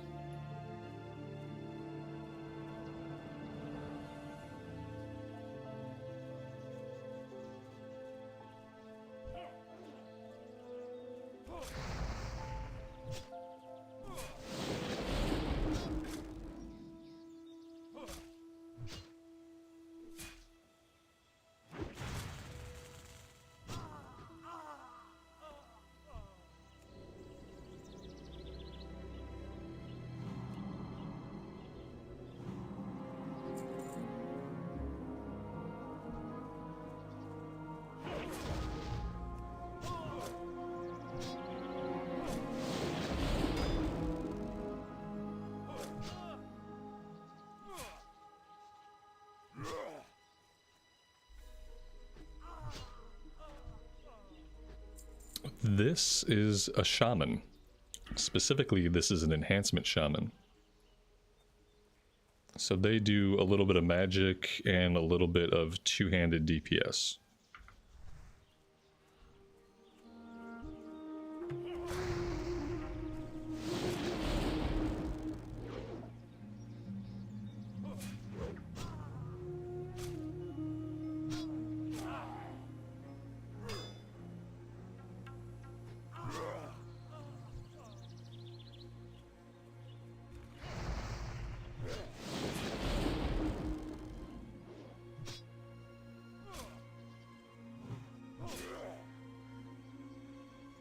Are they fast levelers? No, I wouldn't say so. But then again, I wouldn't say that nothing in Classic Era is really fast.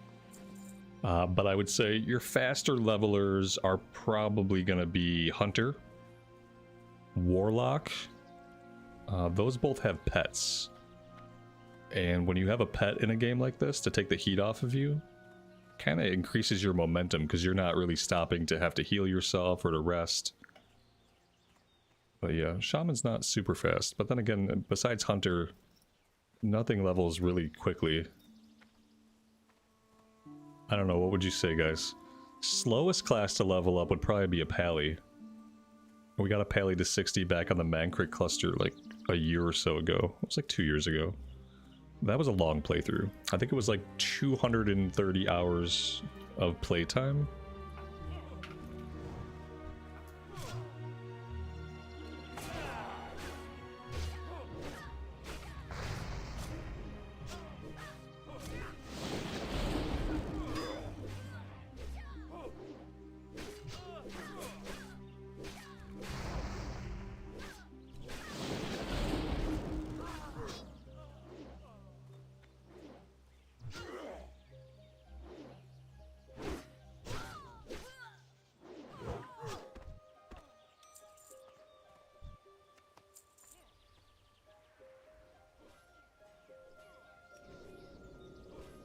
And also, you really can't look at my kill rate right now and judge the class, because right now we have this really powerful buff that they put into the game.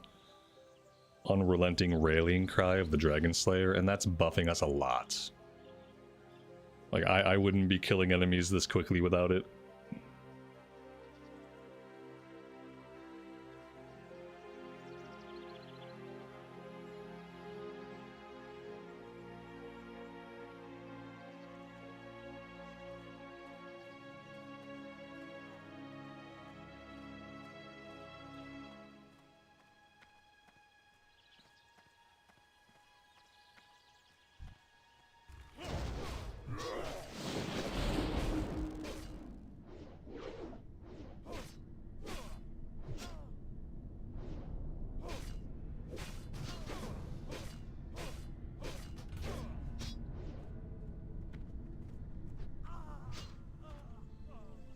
Kind of assuming this is for an SM library run since this player is nowhere near us.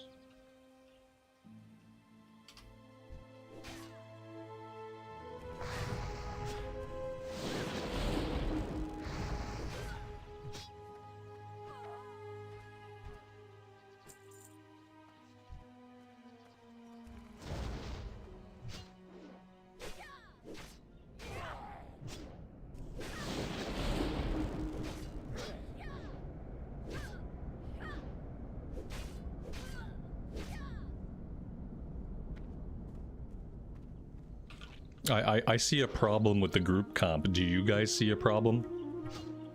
Because I see the problem already. Who can tell me what's wrong with this group composition?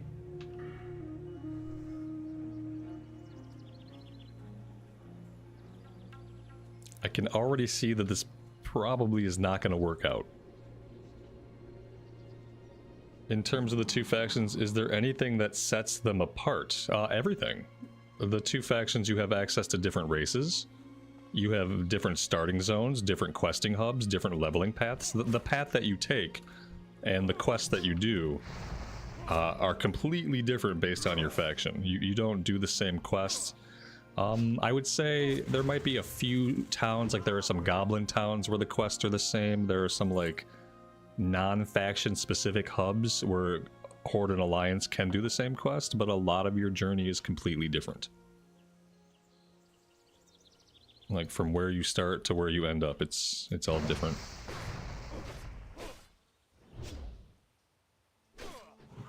It looks good to you? I'm DPS, so think again. I mean, look at it. Like, I'm a DPS. And I was definitely queued as DPS, that's why we sat in the queue for 2 hours. So, no, there's something wrong with this group. You know, it's one of two things. They're expecting me to do one of two things, and neither of those things are what we queued for. I'm just gonna put it into party chat now.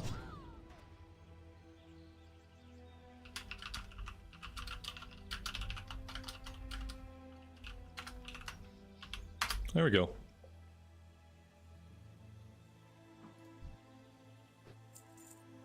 I'm expecting to be removed from this group. Okay. Okay. We still have problems, guys. We still have problems.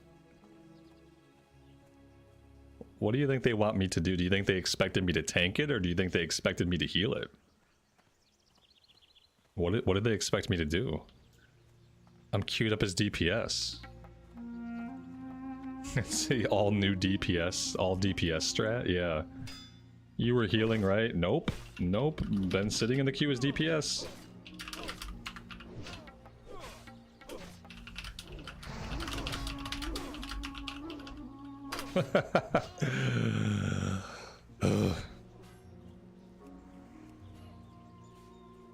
There we go.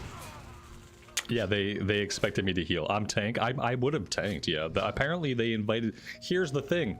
They invited the other shaman to tank. So they wanted... I was queued as DPS. They invited me to heal.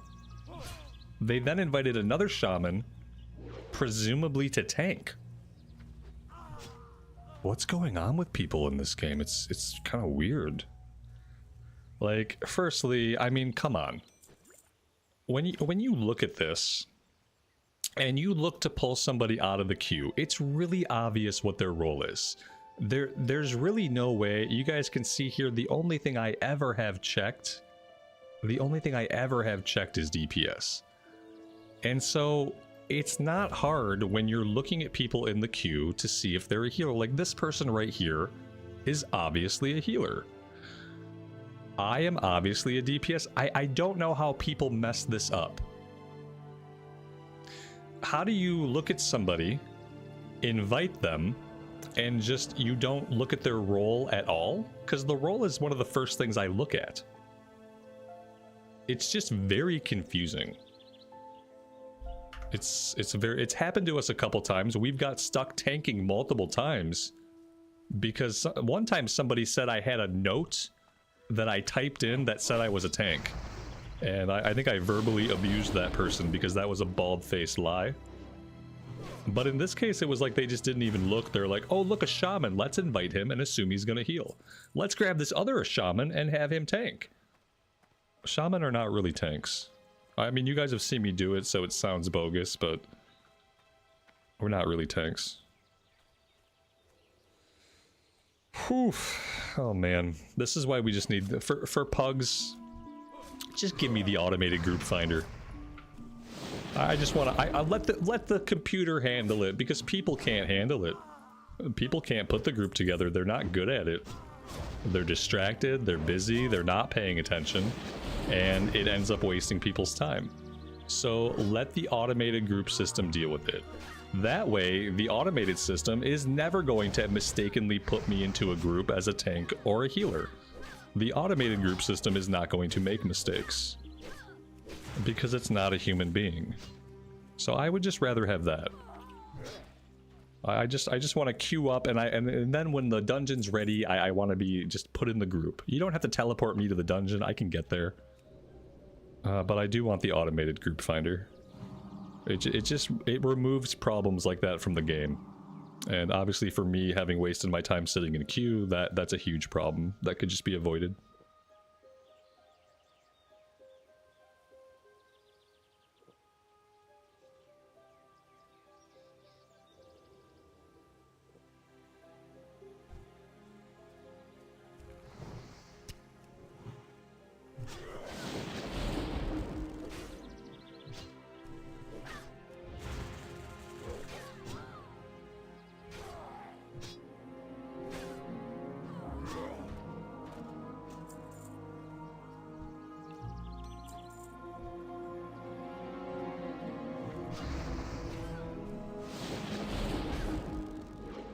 But then I'm missing out on all the amazing social interaction. The social interaction where I wave to a group, find out that they think I'm doing something that I'm not doing, and then have an awkward interaction with them that leads to me leaving the group. Oh yeah, I'm missing out on a lot. I'm missing out on so much, just like soul powering social interaction. I don't need social interaction. If I need social interaction, I'll join a book club. I just want to play the game. I want to do the dungeon and kill the things and get the loot. I don't need social interaction in a video game. I don't mind it if it happens organically, but I'm definitely not going to miss it by having an automated group finder.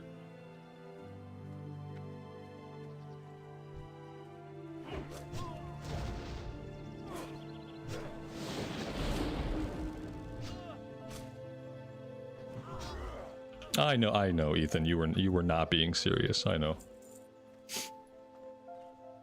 But the thing is, like, people will say that as an argument against the automated group finder, and they will mean it.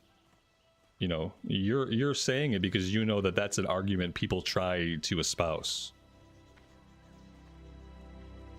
and it's not a valid one for everybody.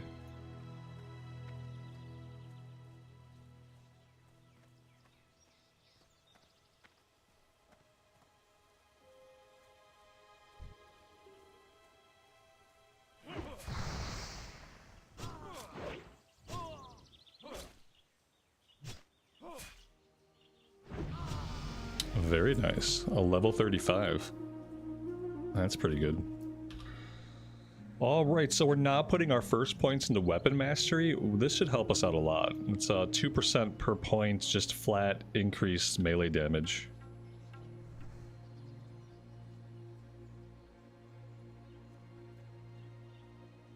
Pudgies345, I appreciate you being here and hanging out with the stream. Thanks for that.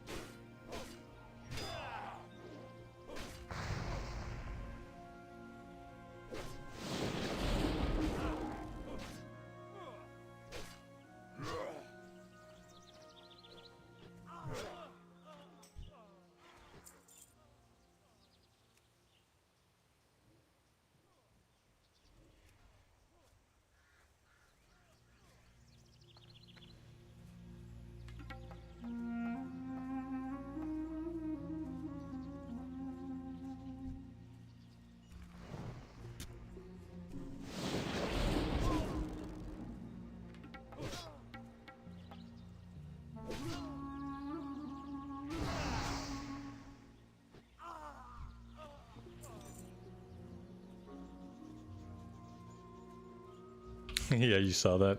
He says, just semi heal. You want to come back? Just semi DPS and semi heal. It's fine. I don't want to semi heal.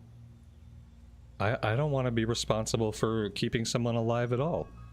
If I wanted to semi heal, I would just queue up as a full healer, and then that way there would be no thought that I would contribute a lot to DPS.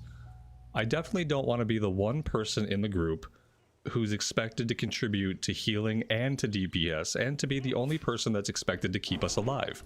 I don't really want that. If I wanted that, I would simply queue up as a healer, and then I would be responsible for keeping people alive, and then I would toss out some melee DPS just on the side.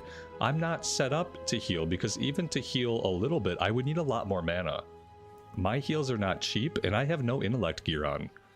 And I would really need to have a set of intellect gear in order to heal even a little bit.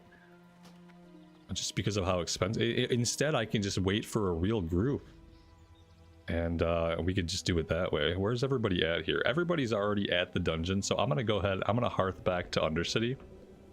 And we will do this.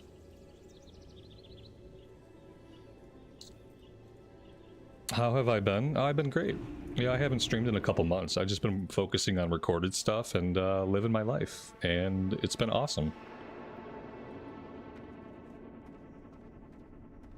Alright, inventory. Let's take a look at our inventory. I'm sure we have stuff we could sell. You're not a vendor. Okay, great. Here we go.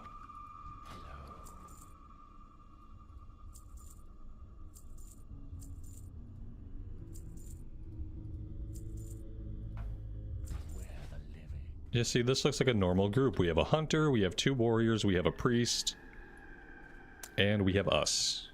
And yeah, that should be great.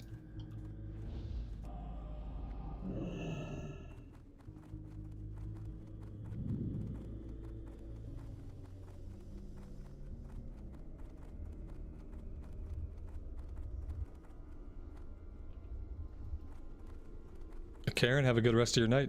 Take care. We'll see you next time.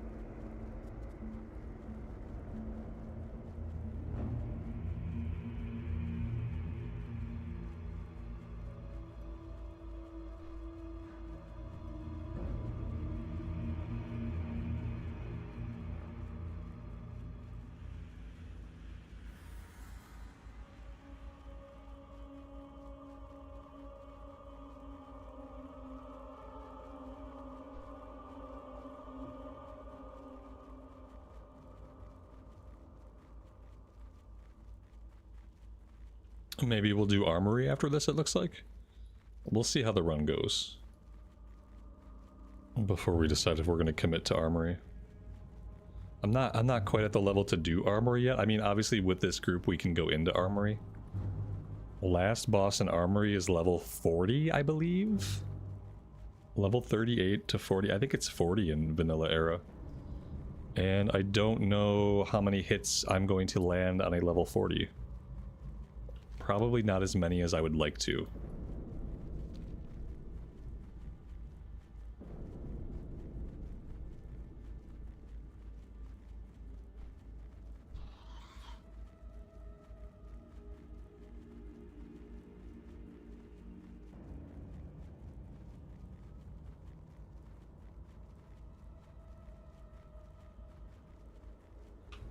Best system change coming in TBC pre-patch? Summoning stones. As soon as the pre-patch hits, the summoning stone should be turned on.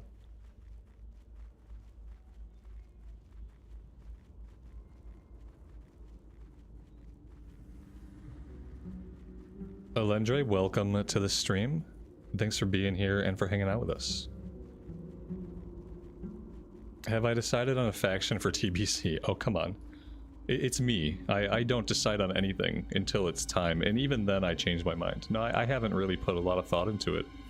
I honestly didn't expect the pre-patch to come out anytime soon.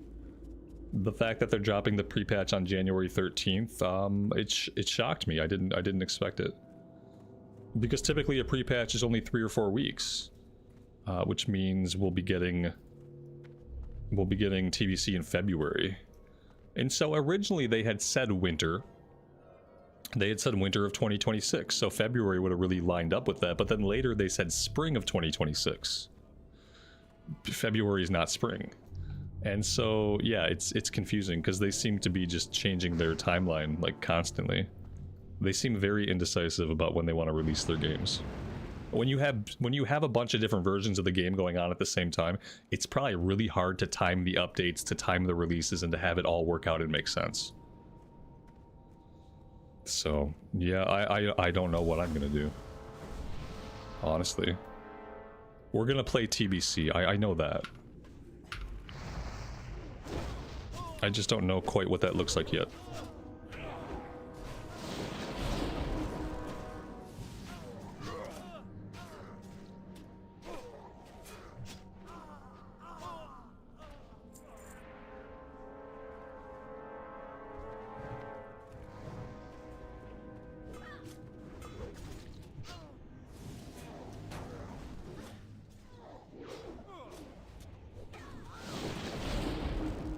Yeah, so for original TBC,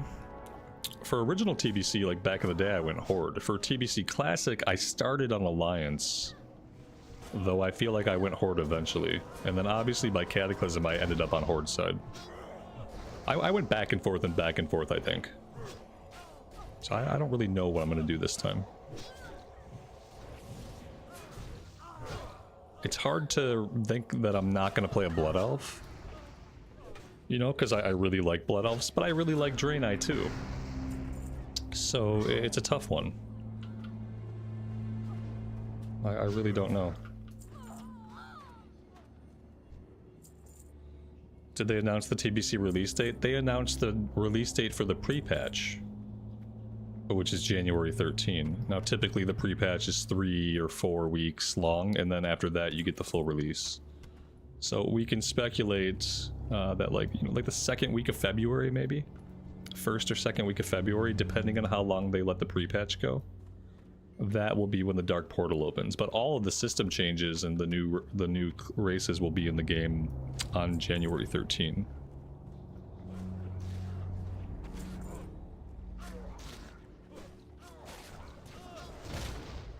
Whatever I do, it's gonna probably be something that's full DPS. I don't want to have trouble finding groups, so I know if I do anything hybrid, I'm gonna have trouble finding groups as DPS.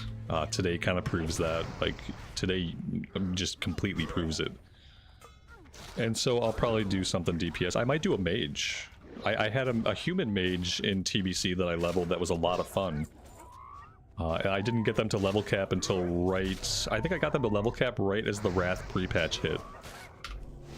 But I never really got to play them, like, in TBC properly.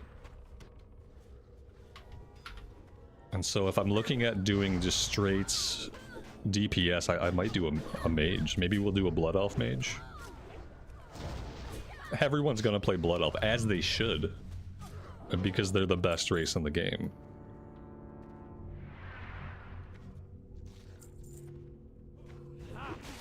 The only people who are not going to play Blood Elves are Warriors, Druids, Shaman. I think that's it.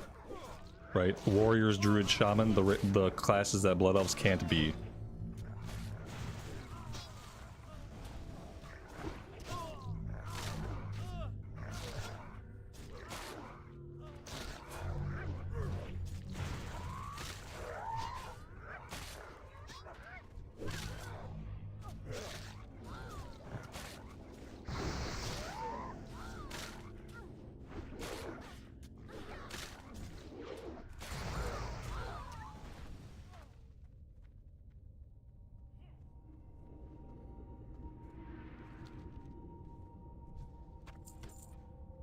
We gotta make sure we loot all these Hearts of Zeal.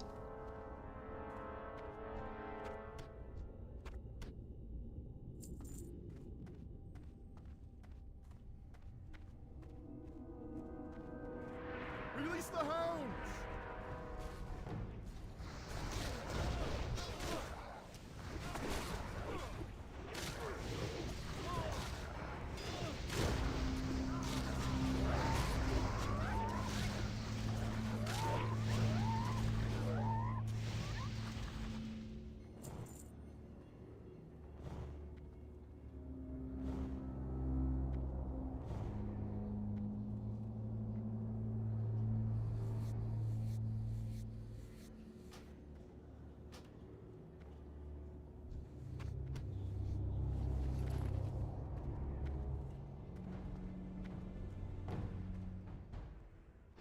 The Blood Elf racials aren't very good.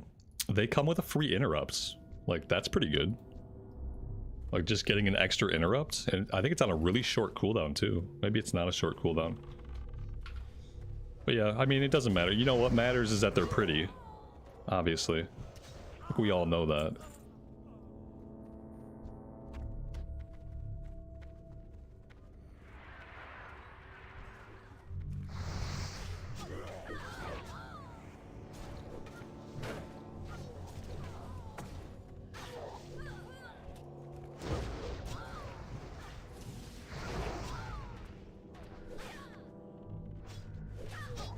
Yeah, it's hard to resist the Blood Elf Paladin, trust me.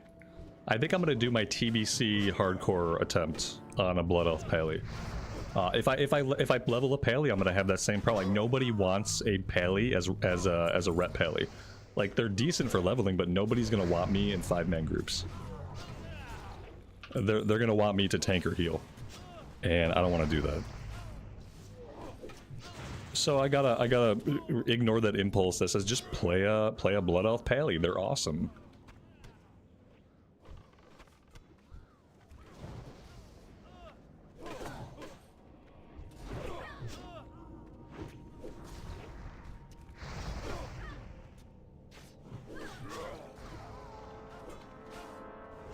Is there a time when Ret is bad leveling? I mean, in Classic era, Ret gets really slow.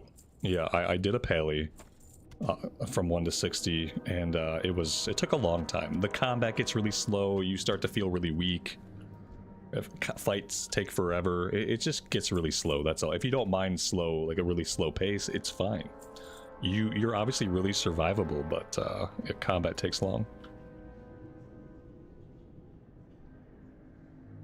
Is the mount a level 30 in TBC? I don't know. I don't remember if they nerfed the mount requirements. They probably did. That 30 sounds right, but I'm not 100% sure.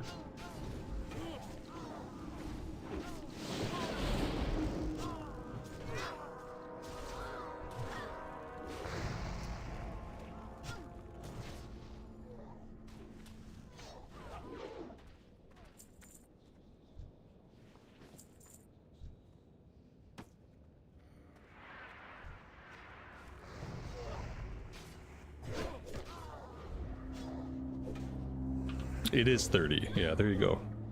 It's probably a little bit cheaper too. At level 30, it would have to be significantly cheaper, because you're not going to have anywhere near 100 gold.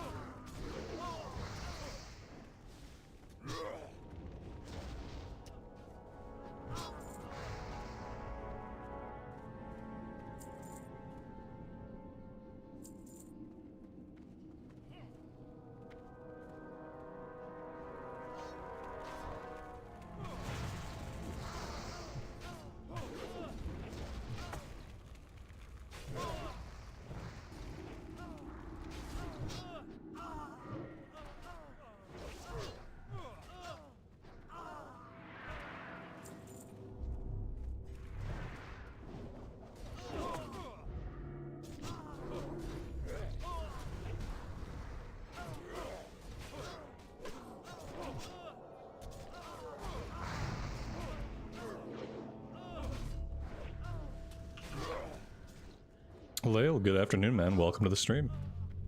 Everything's been great. Hope you've been doing well.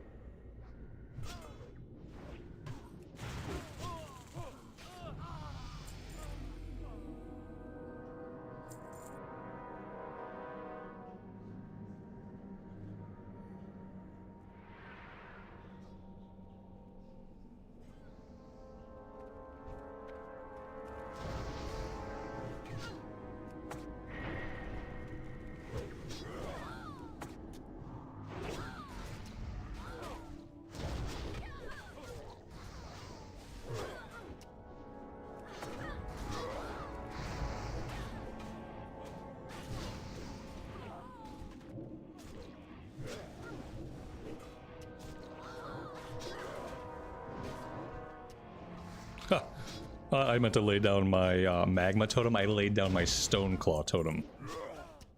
Wrong totem, Roberts.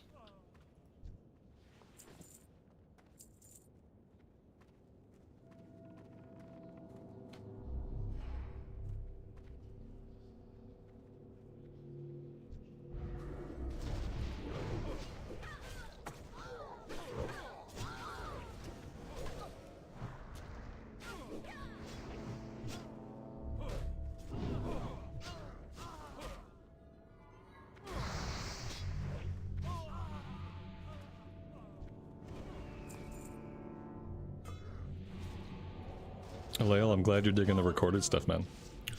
That's where I'm devoting most of my time these days. Trying to focus on the content that was and still is the heart of the channel.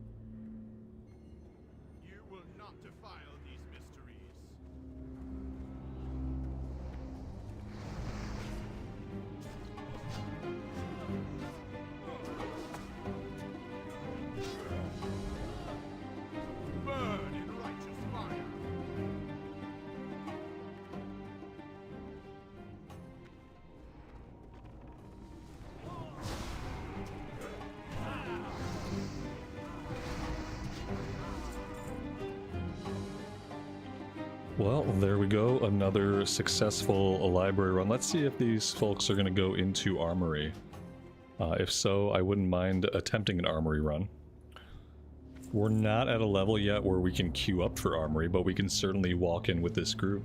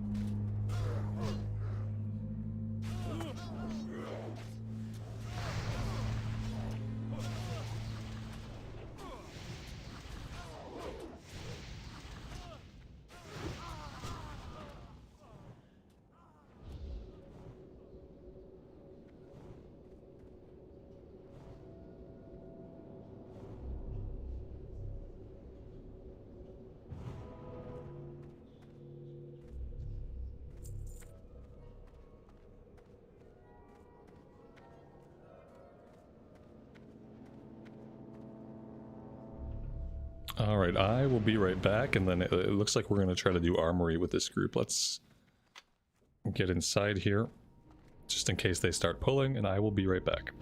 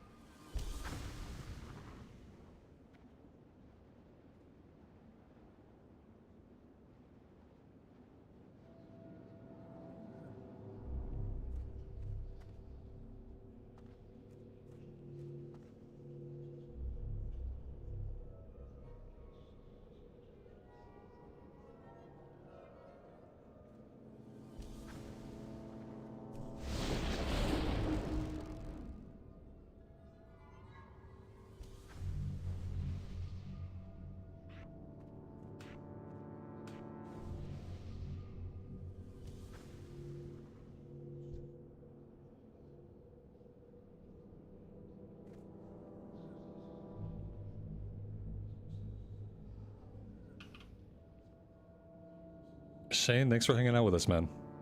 Take care. We'll see you next time.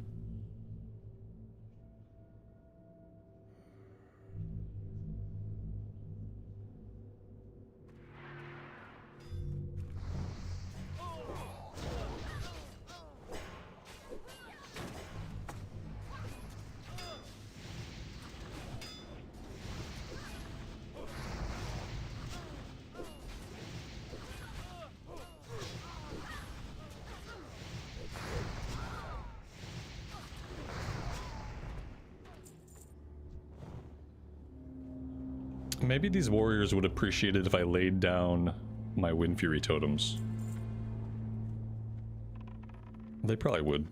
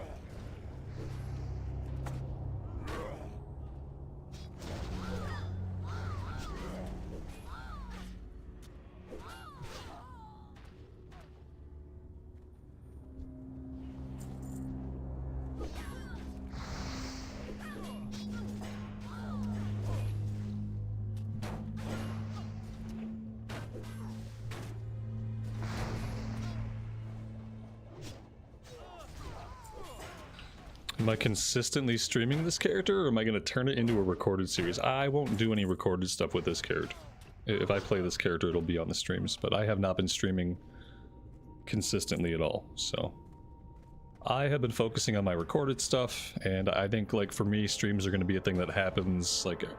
I'll try to do once a week, but I can't commit to anything. I've kind of learned that about myself. You can't force things, you know?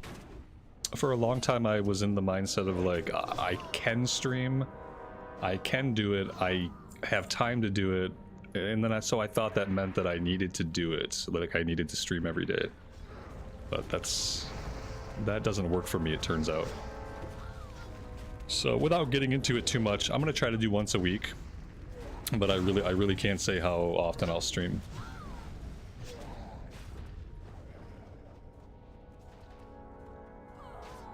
What I learned about myself is, and about the channel, but mainly about myself, is that I'm not a daily streamer.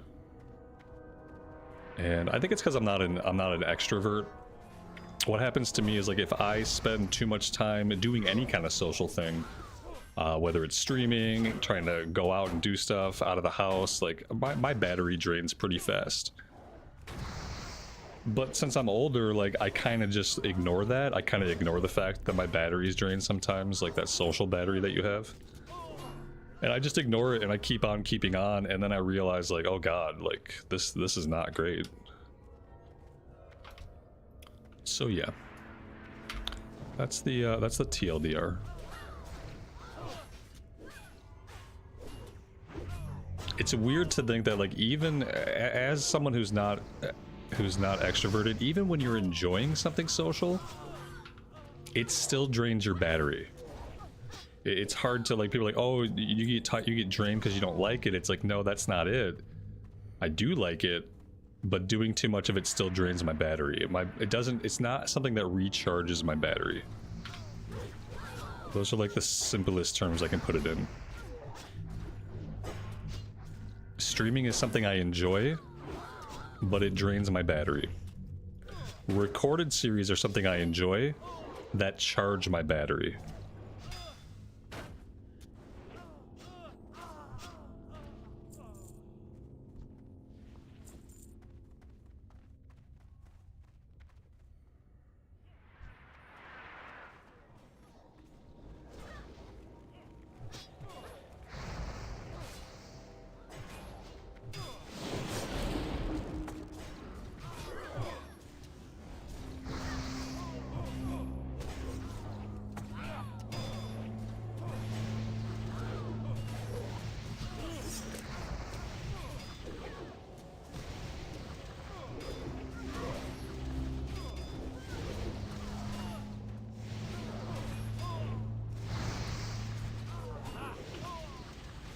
NKR715, welcome to the stream. Thanks for joining us today. I appreciate it.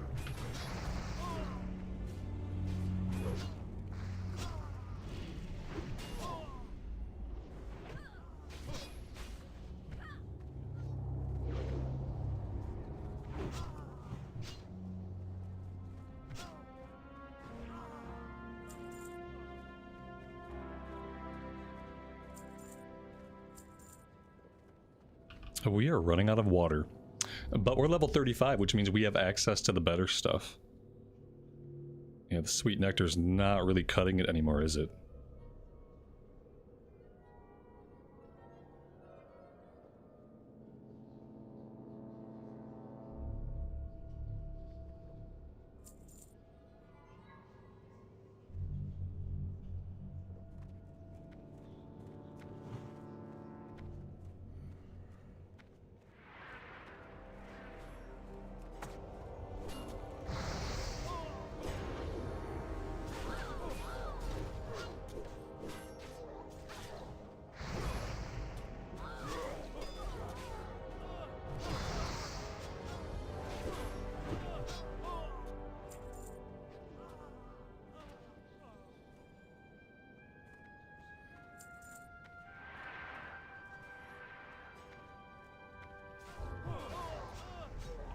Do I think first aid is only good for the first 20 levels? Oh god, no. No, first aid is good the whole way.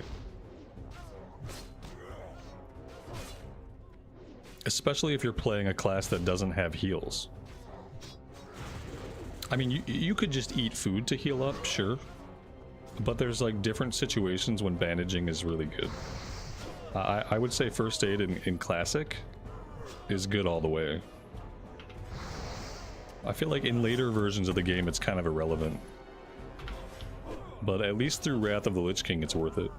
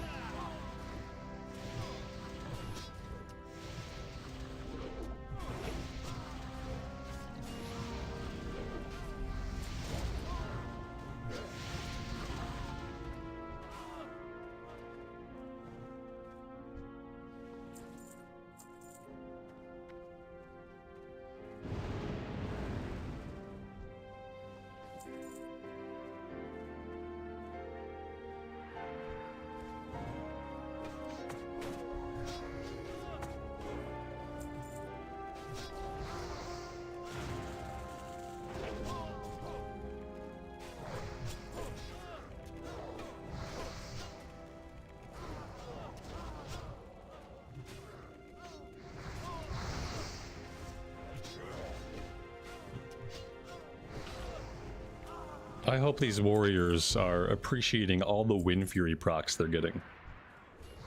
And I hope they're like, oh man, these shaman, these DPS shaman, they're really useful. I should invite more of them into my group. Maybe if I tag myself with that, like if I put in my description that I was enhancement, that we have Wind Fury, we'd probably get more invites. I don't know what elemental shaman bring to the table as far as like specific totems, but I know like any warrior worth their salt is gonna want a Wind Fury totem in the group. If they understand like what it does.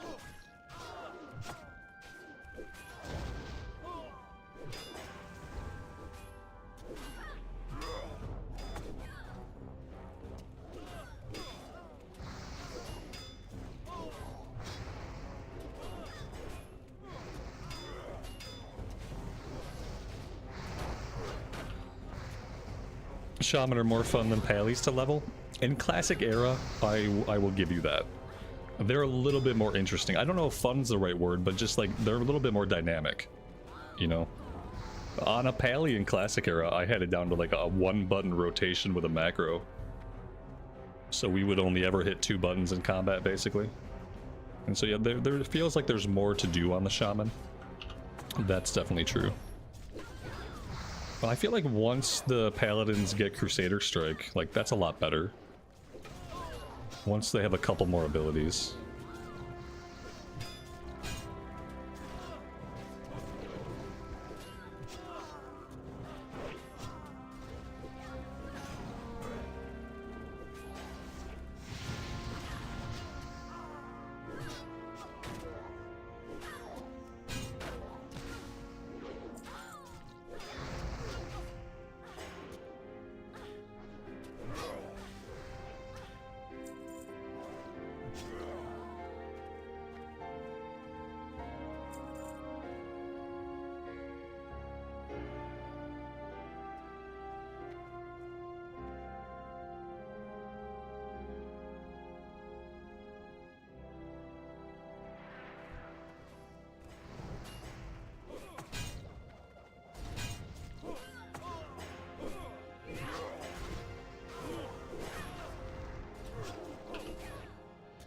The Benny Tosh, thank you so much for the 20 gifted memberships. That is a ton of support, my friend, and I really appreciate that.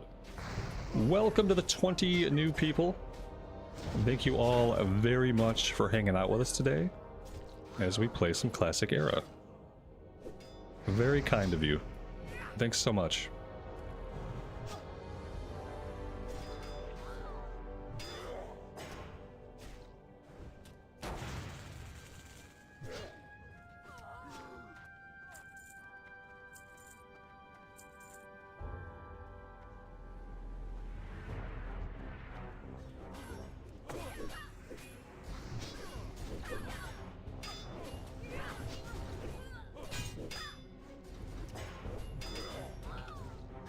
With me being a much lower level than these guys, the Wind Fury totem is probably the only valuable thing I'm bringing to the group right now.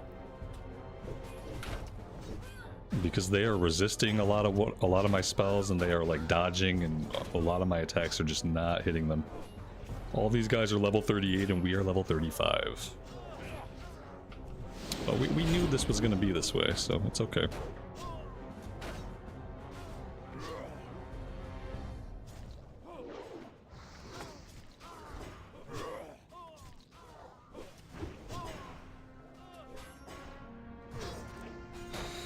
Oh man, you're gonna be a dad in January or February. You probably won't be able to enjoy TBC. Any dad tips? Ooh.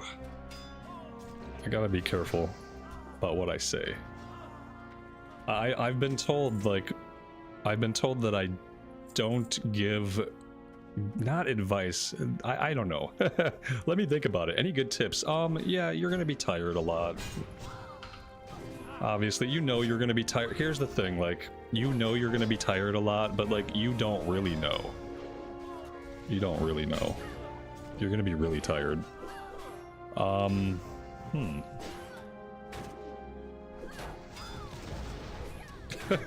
It's hard. You know, my son's 10. if I say true things, it's gonna sound pessimistic. That's the thing, is like people want to say like, oh, you're gonna be tired, but it's worth it. Obviously, you know it's worth it. You're creating a human life. So like, shit is hard, man. That's all I can say. It's hard. It's hard, and it doesn't get easier. It changes a lot. But I will say, like, this is cliche as well. Enjoy children before they can speak. Because you're going to be sitting there, you're going to be like, oh, I can't wait till it can talk. I can't wait till it can communicate with me. Enjoy the times before they speak. Because once they start speaking, your problems have just begun. Yeah. Yeah. And then if you're having one, if this is your first, I would say, unless you just really want to parent more kids and it's the one desire that you have in life, don't have any more. That would be my other piece of candid advice. Unless being a parent is all you or your spouse want to do with your life, and it's your life stream to be a parent, and for some people it is. But if you still have personal goals, personal aspirations, things you want to accomplish in your life, have the one, focus on the one, and don't have any others. And hopefully you're young enough that that you'll still have quite a big chunk of life after they are off living their own life. Yeah.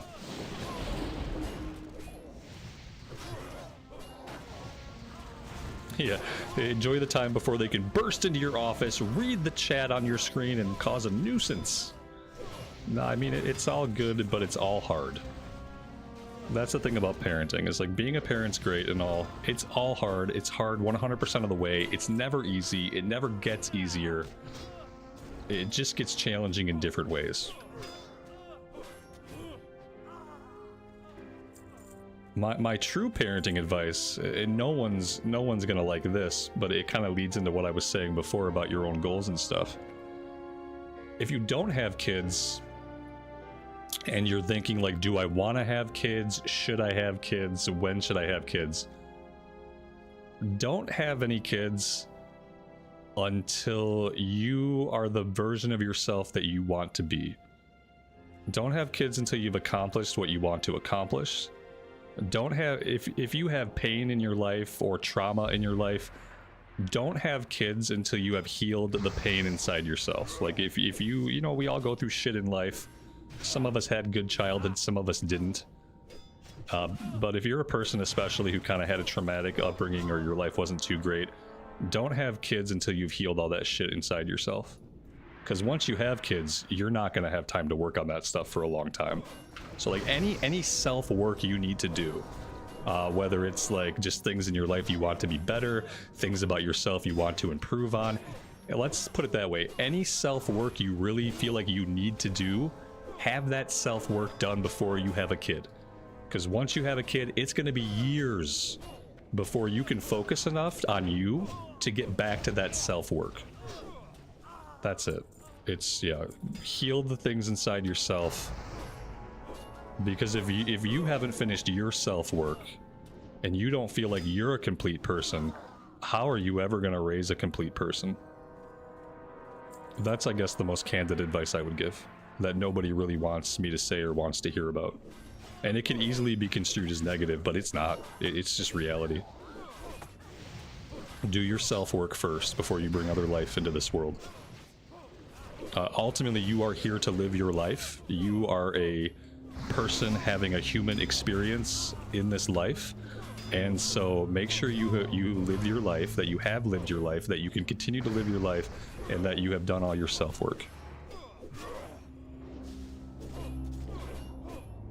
Yeah, I feel like a child could heal me. No. Yeah, as me, exactly. This is not a puppy. You know, this is not something you get because you think it's going to make your life better. It can make your life better, but it can only make your life better from a position of you being happy already. It is not something that's going to bring you happiness if you're not a person who is already living with happiness, if you're not a person that already knows what makes them happy. If you have no idea what makes you happy in life or what your life is supposed to be about, don't have a kid. And it's okay if you never figure it out. It's okay to never figure out what your life is about. It's okay to never be sure. It's okay to do those things, but you just can't be like that and have a kid.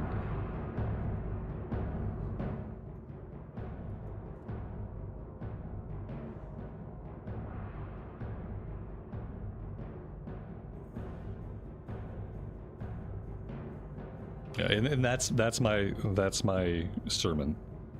That's all that I'll say.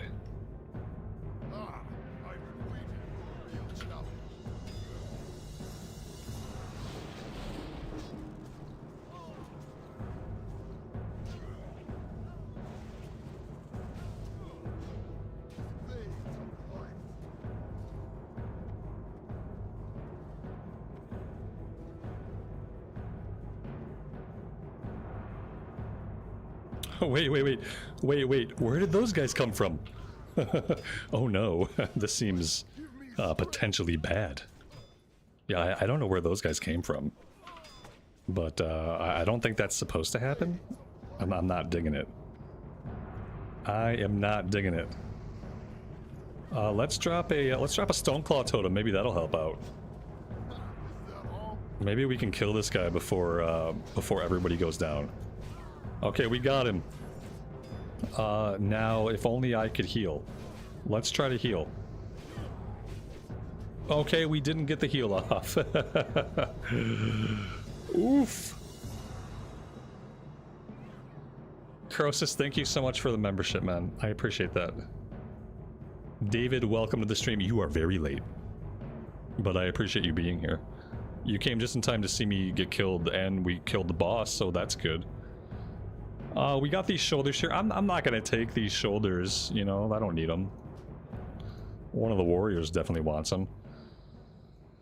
And yeah, that's... Hey, we killed them and then we wiped, you know? It's the best way to wipe.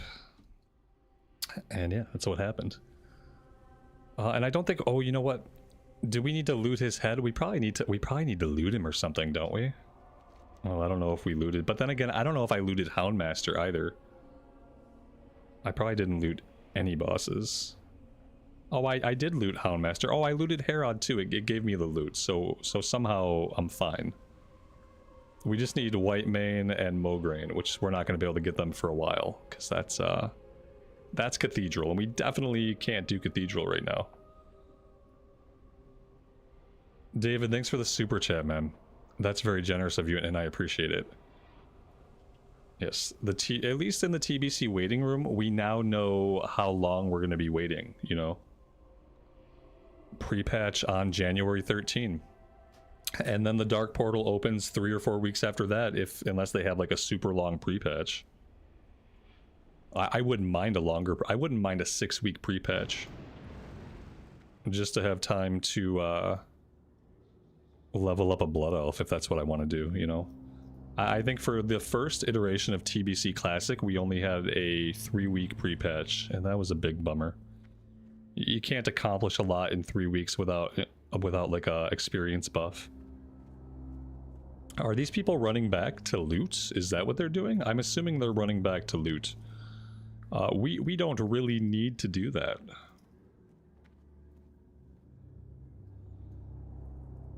There seems to be a new TBC every year. Not necessarily a new TBC, but what you're sensing is just that like different versions of WoW are releasing all the time.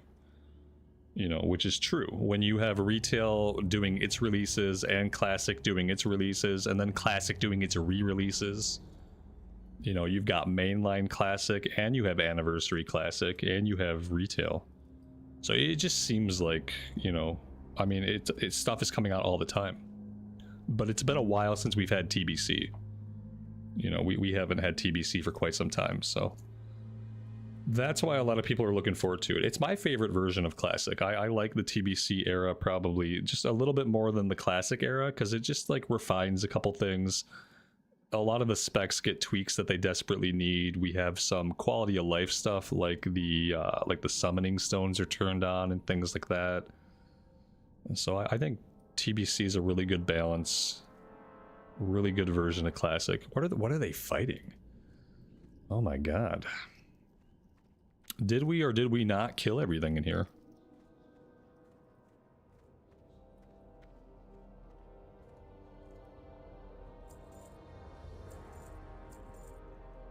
Zach, thanks for hanging out with us, man. Have a good rest of your day and take care. We'll catch you next time. Yeah, I think they had to go back just to loot, I guess, because they needed to loot to get the item. We have 13 minutes on our Hearthstone, so we are going to be running out of here. Cathedral?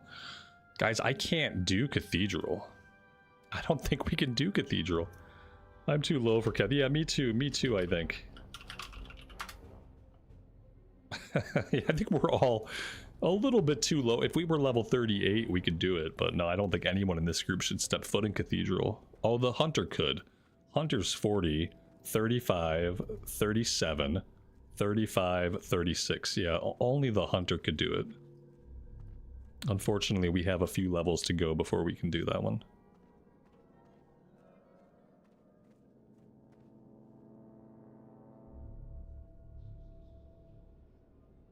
I would be down to run another Armory run. And just to run out, reset, and go again. That would be cool. Let's see if they want to do that.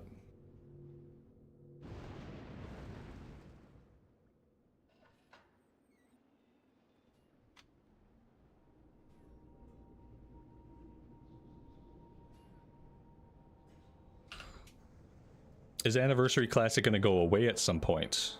At one point, do they just merge it all together? Yeah, I don't know. That's a good question. And when they merge it all together, what do they merge it into? Because right now, like I said, you have Progression Classic, which is in Mist of Pandaria. And we don't even know where Mist of Pandaria Classic is going to go next. So it's really hard to say what they're going to do. I kind of imagine we're going to go to Classic Plus eventually. And then we just, what do we do then? We just forget all about our Classic era characters, I suppose. Yeah, it's tough. Because I would say, like, maybe they go through Wrath of the Lich King Classic with Anniversary. That's what I think Anniversary is going to do. I think they're going to go through, you know, TBC, then in a couple years we'll get Anniversary Wrath, and then after that they should have Classic Plus ready. So if we do a year of TBC, we do a year of Wrath of the Lich King, by then we should be talking about Classic Plus. We should have some like a time frame on the table. We should know when there's going to be a beta for Classic Plus by then. That's kind of how I imagine things shaping out over like the next 3 to 5 years with Classic. And then whatever, I don't know what they're going to do with mainstream Classic. I don't know what they're going to do after Mist of Pandaria Classic, and I don't really know if I care. Classic Plus before Half-Life 3? I think so. Yeah, definitely. I don't like, do we need Half-Life 3? Nobody cares, do they? Does anybody remember the story of Half-Life 2? Who hasn't played it recently? I don't know. But yeah, I think we'll see Classic Plus within 3 to 5 years. Those of us who lived that long, you know, at this point we've already been waiting for like 15 years. Classic Plus before GTA 6? I don't know, maybe. I care. What's Half-Life? Exactly. It's an old first-person shooter from way back at the dawn of time that people cared about once because they thought it was really cool, and it was. And then they made a sequel, and then 25 years have passed. And now nobody cares. And the people that do care are not getting any older. Or not getting any younger, rather. We are getting older. We are all headed straight for death. And we're just clinging to the idea that maybe before that happens, we'll get to play things like Half-Life 3 and Classic Plus.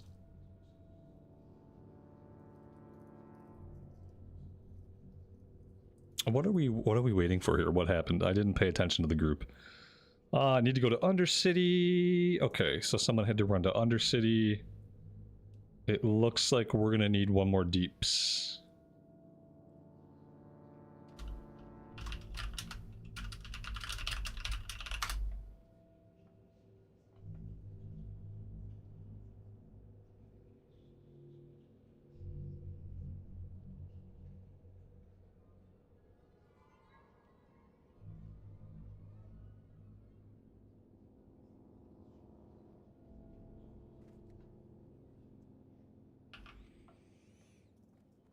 You teach a freshman college class and you realize that your car is older than your students. That's a classic vehicle right there.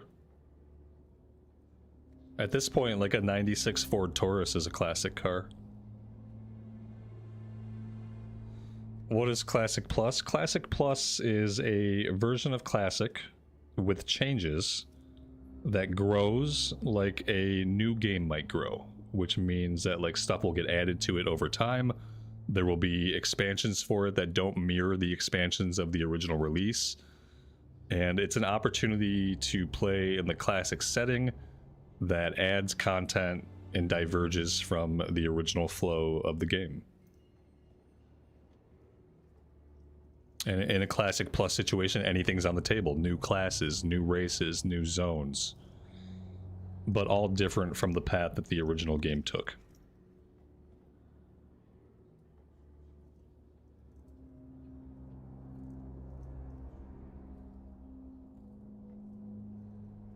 And somewhere, in a dark corner of Blizzard, 3 or 4 developers are working on Classic Plus. Some of the time. A lot of the time they probably have to do like busy work and stuff for like Progression Classic and things like that. But some of the time, a small team of people are working in the dark on Classic Plus. And maybe one day we'll get to play it.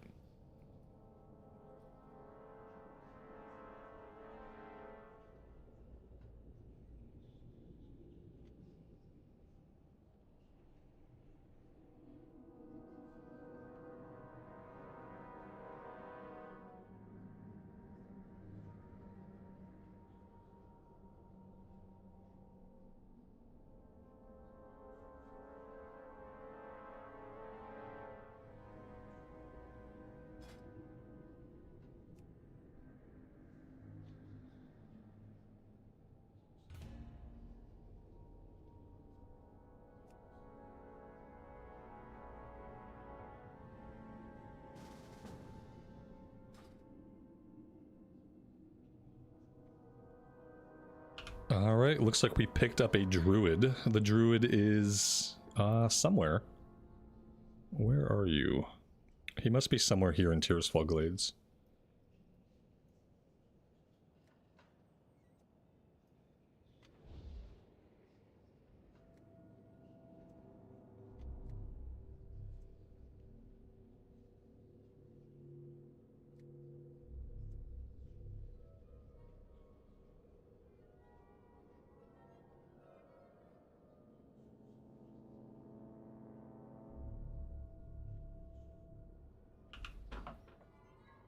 Risen from the dead, welcome to the stream, buddy.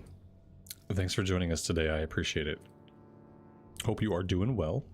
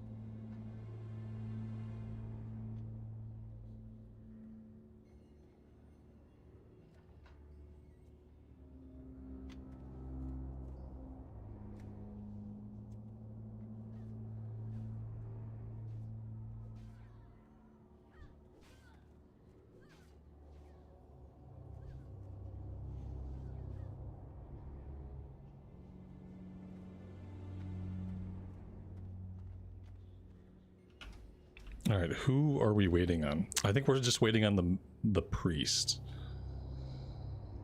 Yes, we're waiting on the priest. The priest is deep, deep in Undercity. That's tough.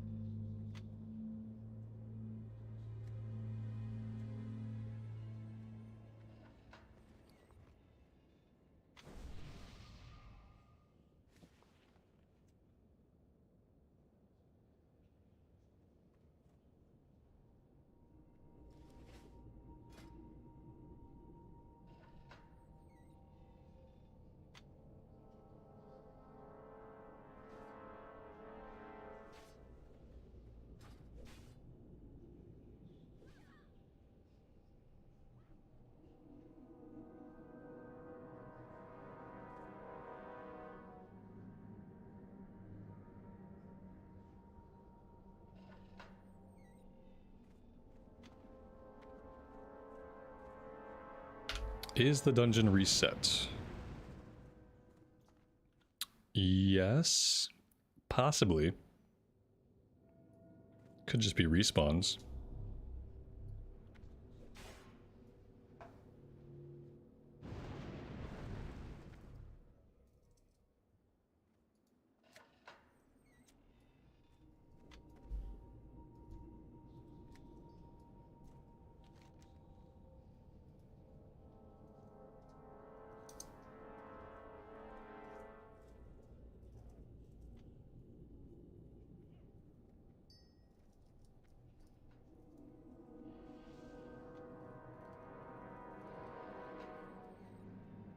This priest is taking his time. I will be right back.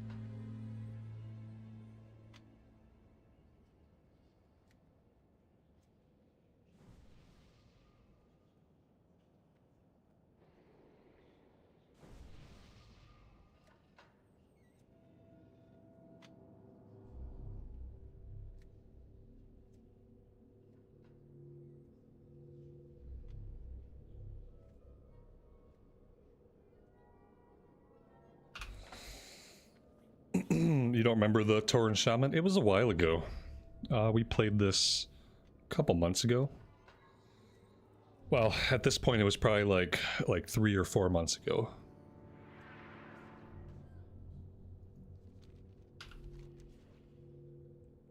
Alright, he seems to finally be on the way. That was a little bit more than just like going to town to vendor. It took a little while.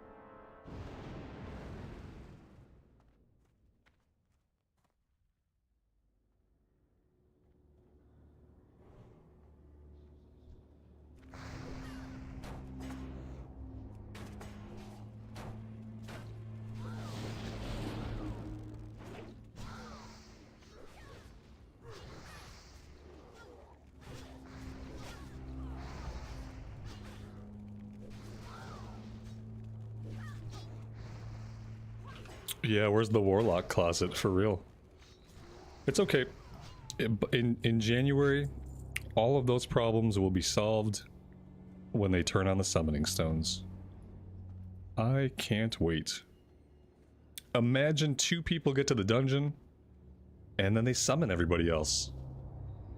Imagine not having to wait for everybody to get there.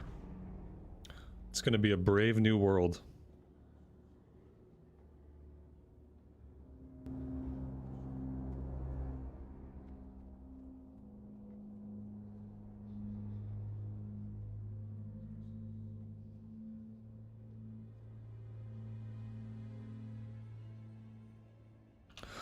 It seems like a small thing, but it's probably one of the most impactful changes to how people like just generally play the game.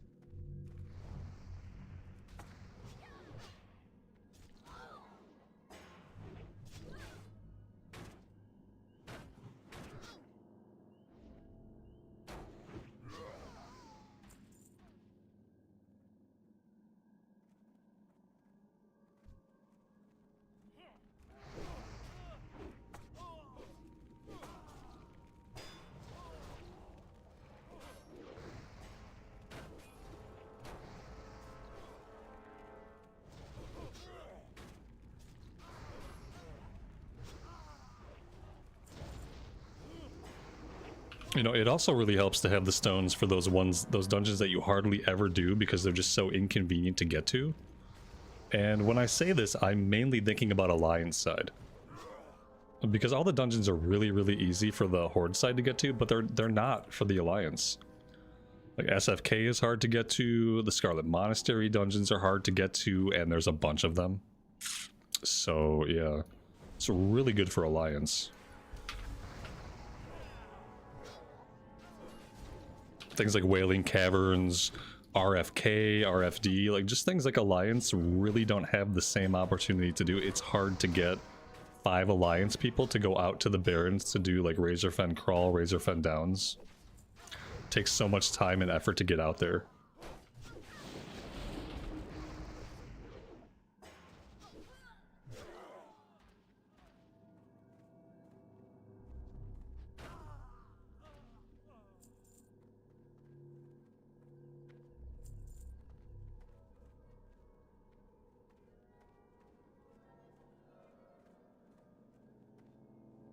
I really can't believe we're not killing everything out there, but okay.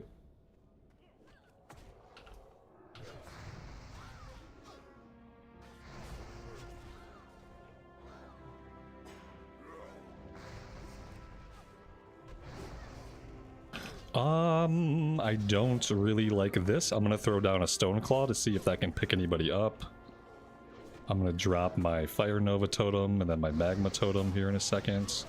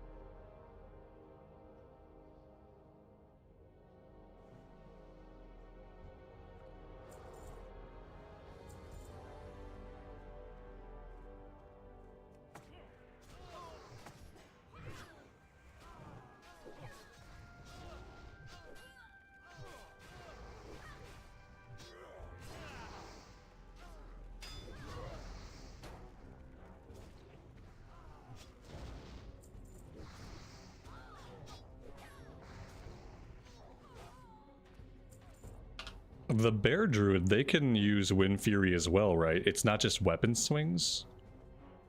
I'm hoping that their melee attacks can benefit from Wind Fury. I really don't know, though. Yeah, I think I just saw it proc on them.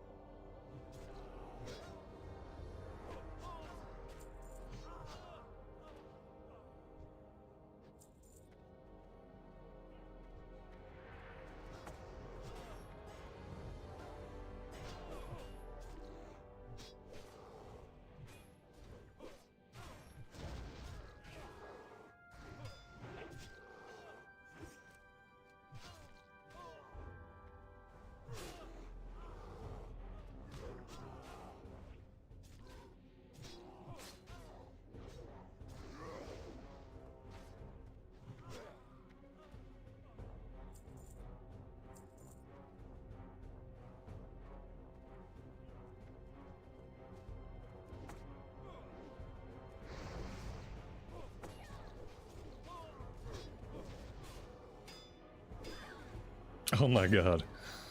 I hope my totem was responsible for all that. Scumbag totem. Pulling the entire room.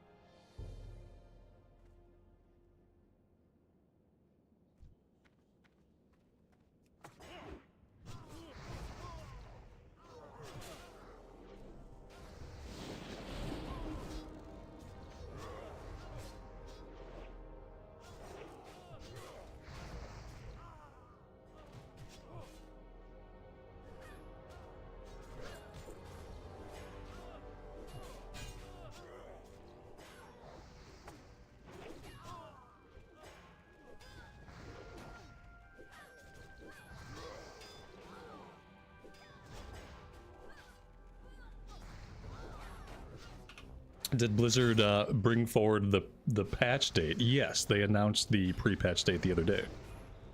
I didn't know that until earlier today. But yes, the pre-patch release date is January 13. Which to me was really unexpected. I expected TBC to come out like late spring. So I didn't expect the pre-patch until like February, mid-February maybe even March. So it seems like they pushed up the whole schedule. You know, originally it was supposed to be winter of 2025, and then they said no, it's going to be more like spring of 2026. And now it looks like we're back to like, well, it's going to be 2026, but technically that's still winter. Like that's not spring. Instead of using seasons, they should use quarters. You know, just like they do with their financial reports, just like everybody does. They should use first quarter, second quarter, third quarter, fourth quarter. Because winter of 2025 goes into 2026. So it's not really winter 2025. But if they just use first quarter, second quarter, third quarter, fourth quarter, we would all know exactly when they were talking about. It's too specific for them. Yeah, exactly. Yeah, exactly. It would be too specific, right? It's a 3-month window of time. You would think that would be enough. You would think giving yourself a 3-month window to say like, we're going to release it in quarter 4 of 2025. You know, I feel like that's a pretty good window. Or you could say quarter 1 of 2026. But when you say spring kind of gets you like into the second quarter of 2026. It's very different. The calendar quarter, because companies have different financial quarters. Like some companies measure their financial quarters starting in different months, so it would have to be just a quarterly calendar.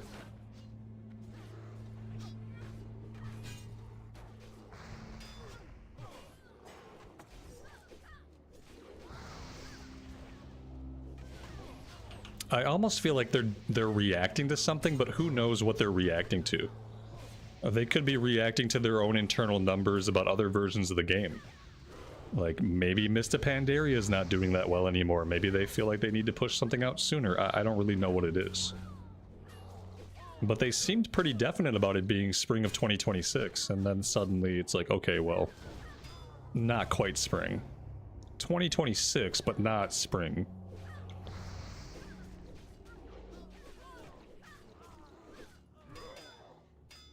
I don't mind. I definitely don't mind.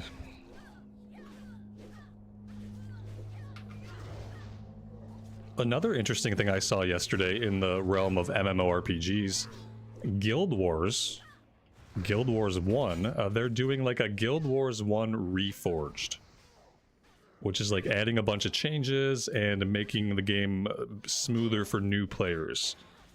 From what I read, it seems like an effort to get new players into Guild Wars 1.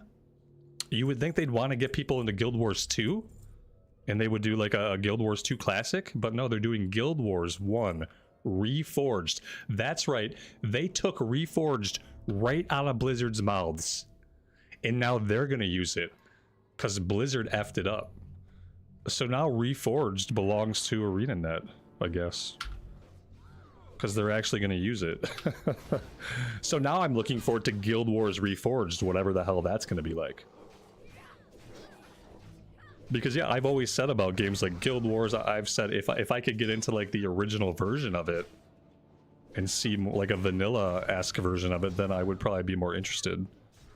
I can never get into Guild Wars 2 because, you know, Guild Wars 2 itself has been out for a long time, and I never played Guild Wars 1. So like the lore and stuff, like none of it really sticks with me. So yeah, I think that's coming out December, I want to say December 3rd, December 6th. So I'm looking forward to checking that out too. That's going to be really cool. I've never played Guild Wars 1, so like a reforged version of it with some quality of life stuff is going to be really awesome.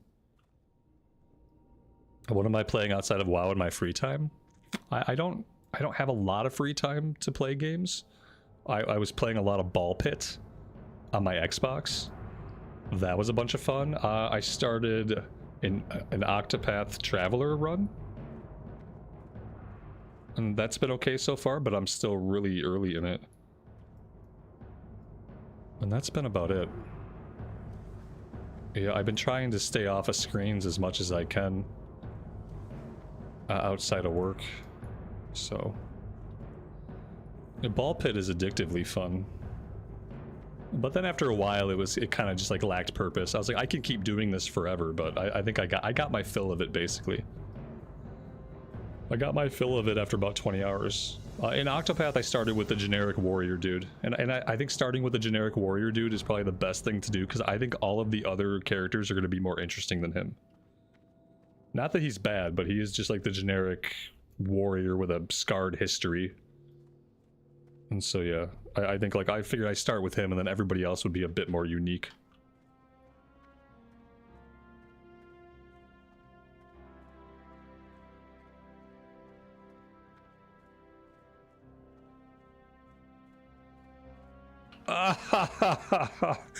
Oh, guys, in case you missed it, they never reset the instance.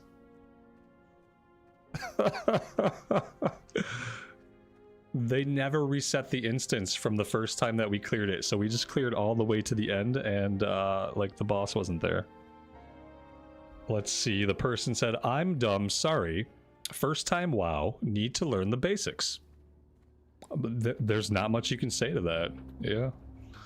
Need to learn the basics. Okay. So now you know.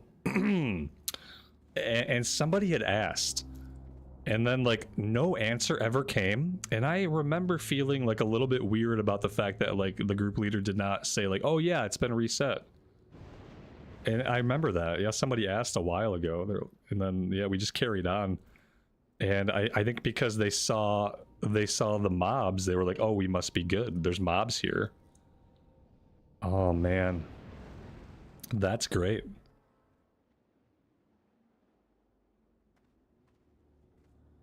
Well, I guess we get more kill XP.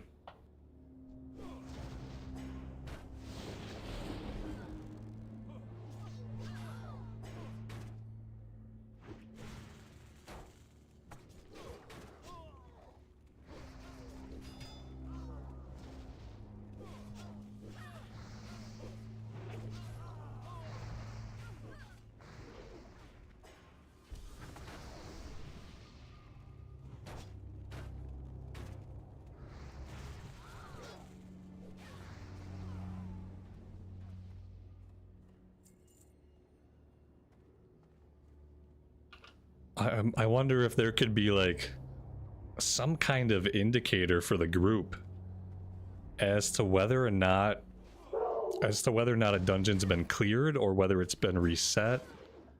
Like some kind of indicator to show whether or not the bosses are up, right? Something that the whole group can see, so that if you forget to reset, somebody can call it out before you're like, you know, at the end of the dungeon where there's supposed to be a boss. I wonder if they could think about anything like that.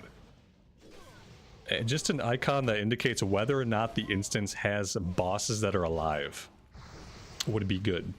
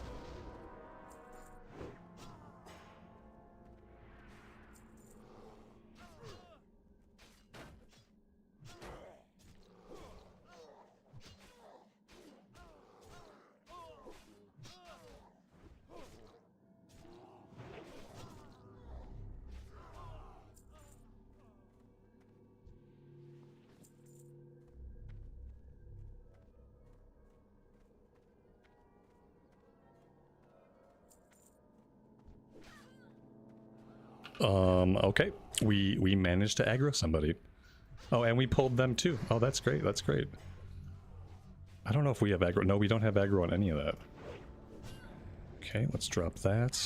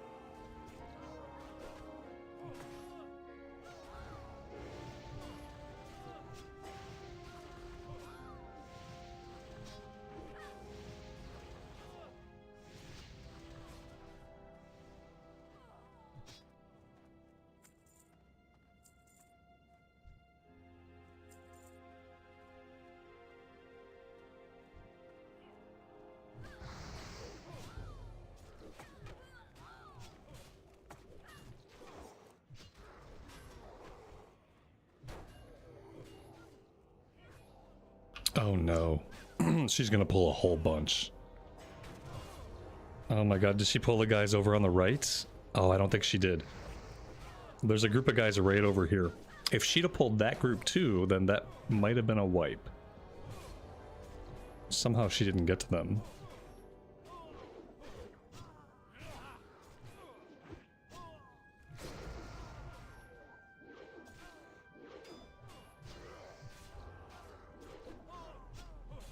Every time I ever end up needing my AoE totems, I don't have the mana. It's a bummer. I think this is definitely a spec that needs to have mana pots at all times. Because we always get into these situations where, like, I start off with half mana, but the pull gets out of control. We pull a bunch of adds. It'd be the perfect time for AoE totems, and I am If I had a mana potion, I could just pop it, and then I could drop my AoE totems. And maybe feel like I was actually contributing to the DPS a bit more.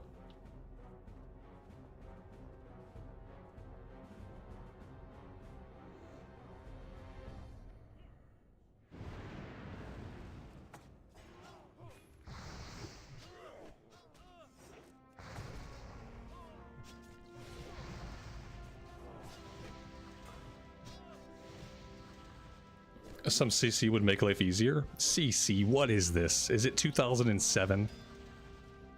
No, yeah, I mean, you're not wrong, but no one's gonna CC these days, especially not with a big power buff. You know what I mean? A CC is nice, especially because we don't have a lot of AoE.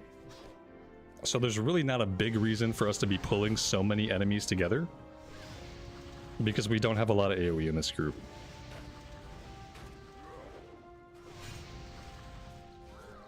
If we had a couple mages, then it would be worth it, because then we could just blizzard them down. To be fair, we don't really have any CC either. Yeah, we don't have any CC either. I mean, not in this group anyway, yeah. If we did have CC though, I doubt we would use it, right? Like, I don't think we're gonna see mages shooting off sheeps in here. Those days have passed.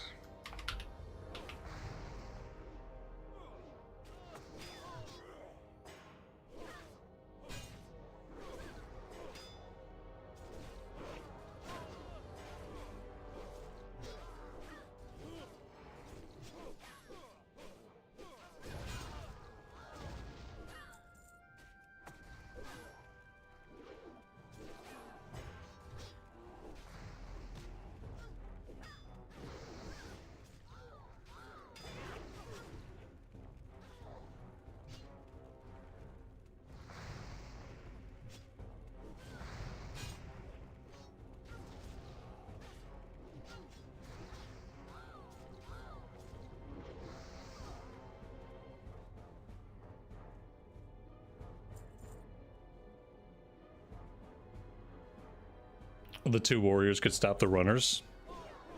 What's hamstring? What, oh, you mean that ability that I never put on my bar?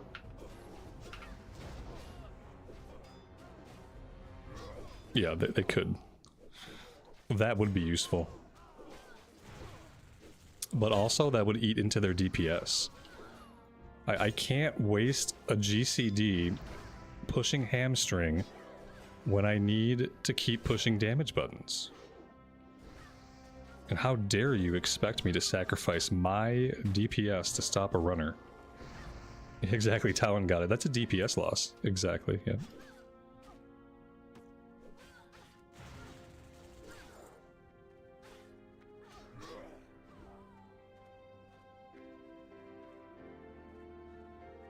Especially when it's two warriors like this. Like, you might not realize this, but these two players right here, they're competing with each other for top DPS. Like, both of them wants that spot. They might not admit it, but when you put two warriors in a group, like, they wanna see which one of them can do more DPS. You know, because they know they're the highest DPS class in the game, so that only leaves comparing themselves to other warriors. Oh no, see right there, like, nothing I could do, right? Nothing I could do. I was powerless in that situation. I can't hamstring, so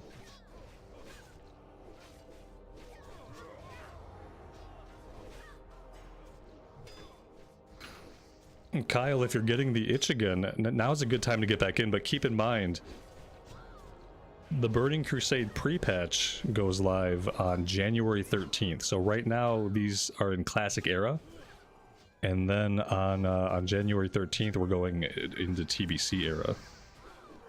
Just something to keep in mind as you make your plan to return. Right now they're doing a cool thing where they've given us a permanent Dragon Slayer buff, which is like more crit and more damage for everybody, and that's been fun to play with for this past week. Frost Shock or Earthbind could help. Earthbind could help, yeah. Earthbind. Oh, Earthbind totem. You mean that totem that I got and never put on my bar? That's the one you mean, right? Yeah, I never used that. I probably, you know what, it's right here. I probably used it at low levels. It's right here on my bar. We could definitely use it. We're not using an Earth Totem for anything else. So this is all my fault. Every runner that gets away is because I'm not wasting my mana doing that.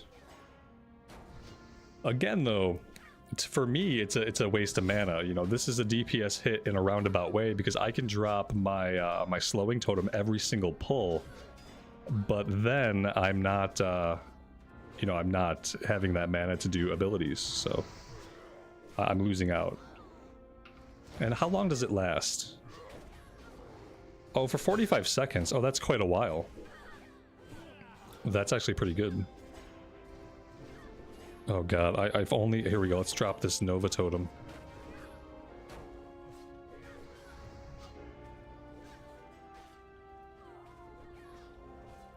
I don't really think it matters about slowing them once we've already pulled the entire room on accident, so... It was a good thought, though.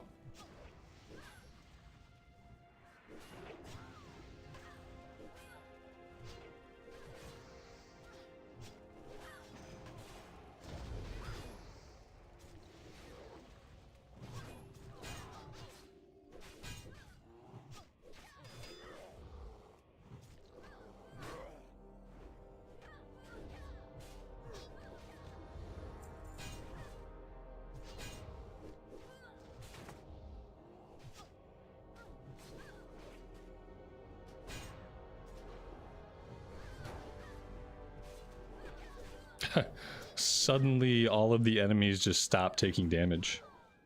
It was really... Oh god, oh, we got more enemies. Oh, this is like the pull that never ends. I like this one. It's the pull that never ends. It goes on and on, my friends. Am I excited for dual wielding enhancement? No, not really. I don't know if I'll play this character a lot in TBC or not. But to be honest, I prefer two-handed enhancements. I don't really like dual wielding. The only thing I like dual wielding on is a rogue. I don't like dual wielding on a warrior. I don't like dual wielding on a shaman. I just don't really enjoy the class fantasy, the aesthetic. I don't know why. And yeah, I don't know what I'm gonna play in TBC yet. I think I'm gonna go Blood Elf Mage. I think I'm gonna go Blood Elf Mage. To be quite honest, I feel like, because I want to do DPS. I want to be a pure DPS class.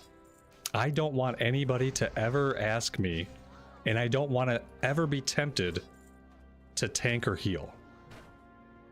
Because I feel like that always kind of ends up like ruining my experience a lot of the time. I end up getting pigeonholed into feeling like I have to tank everything or I have to heal everything, and then I don't really want to do those things anymore. And so if I go with a pure DPS spec class, then nobody can ask me to heal or tank, and I can't be tempted to. Because one of those things will happen. If I can heal or tank, I will be tempted to and do so, or someone will ask me and I will do so. And once I do that, my dreams of DPSing are gone. They're dead. So yeah, I think Blood Elf Mage. We can go really bonkers and do like Blood Elf Warlock. That'd be bonkers. One-hander and shield for a shaman. One-hander and shield, it can be fun while leveling up. One-hander and shield enhancement is fun in hardcore. Because you get the fun of enhancement, but you get the survivability of having a shield. And then there's like the infamous shaman tank. Because there are talents in the enhancement tree that help you tank. You can take shield spec, you can take more threat. Your Earthshock has a threat component built into it, so it's already like a soft taunt in some cases.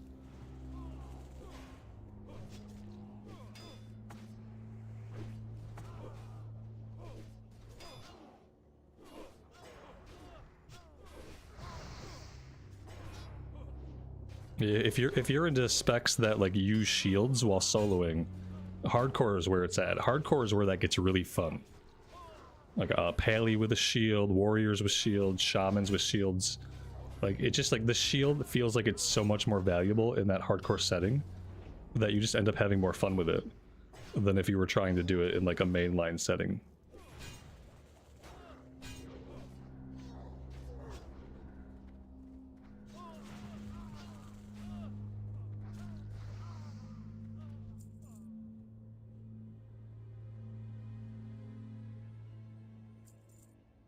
That's a nice drop. Look at that.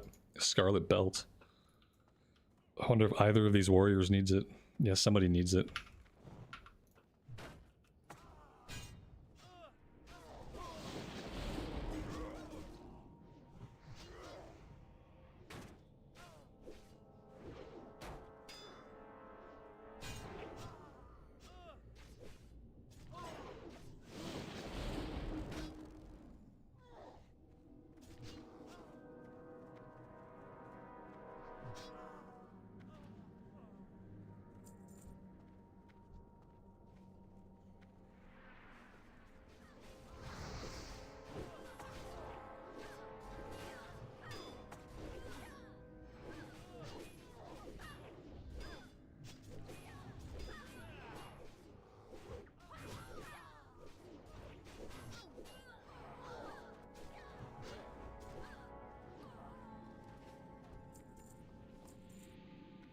Alright, will there be a boss here this time? I hope so. Show us a boss. Alright, look at that. 2 clears, 1 boss kill. That's how pros do it. I've been waiting for a real challenge.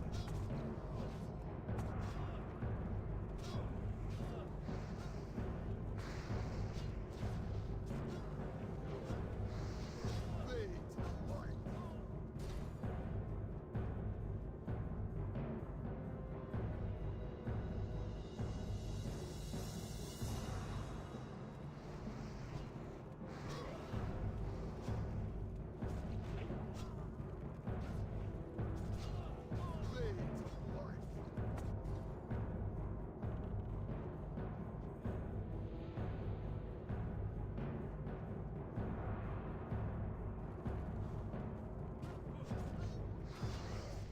Light, give me strength.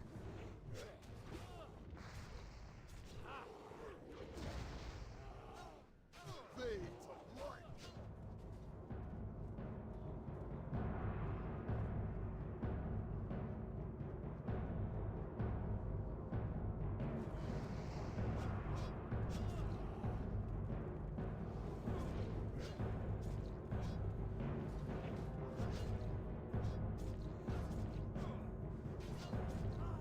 Well, that was quite a long fight. Oh man, we got the shoulder. You know, we're never gonna see the axe drop, right? We could probably kill this guy 20 times. And we won't see the Ravager drop, and then we'll go play a mage. And the Ravager will drop every single time we do the run, you know? Oh, that's just how it is. That is just how it is. Oh my god. Do these people need a Nova Totem? Yeah, they do. Oh, too late. Too late. All right.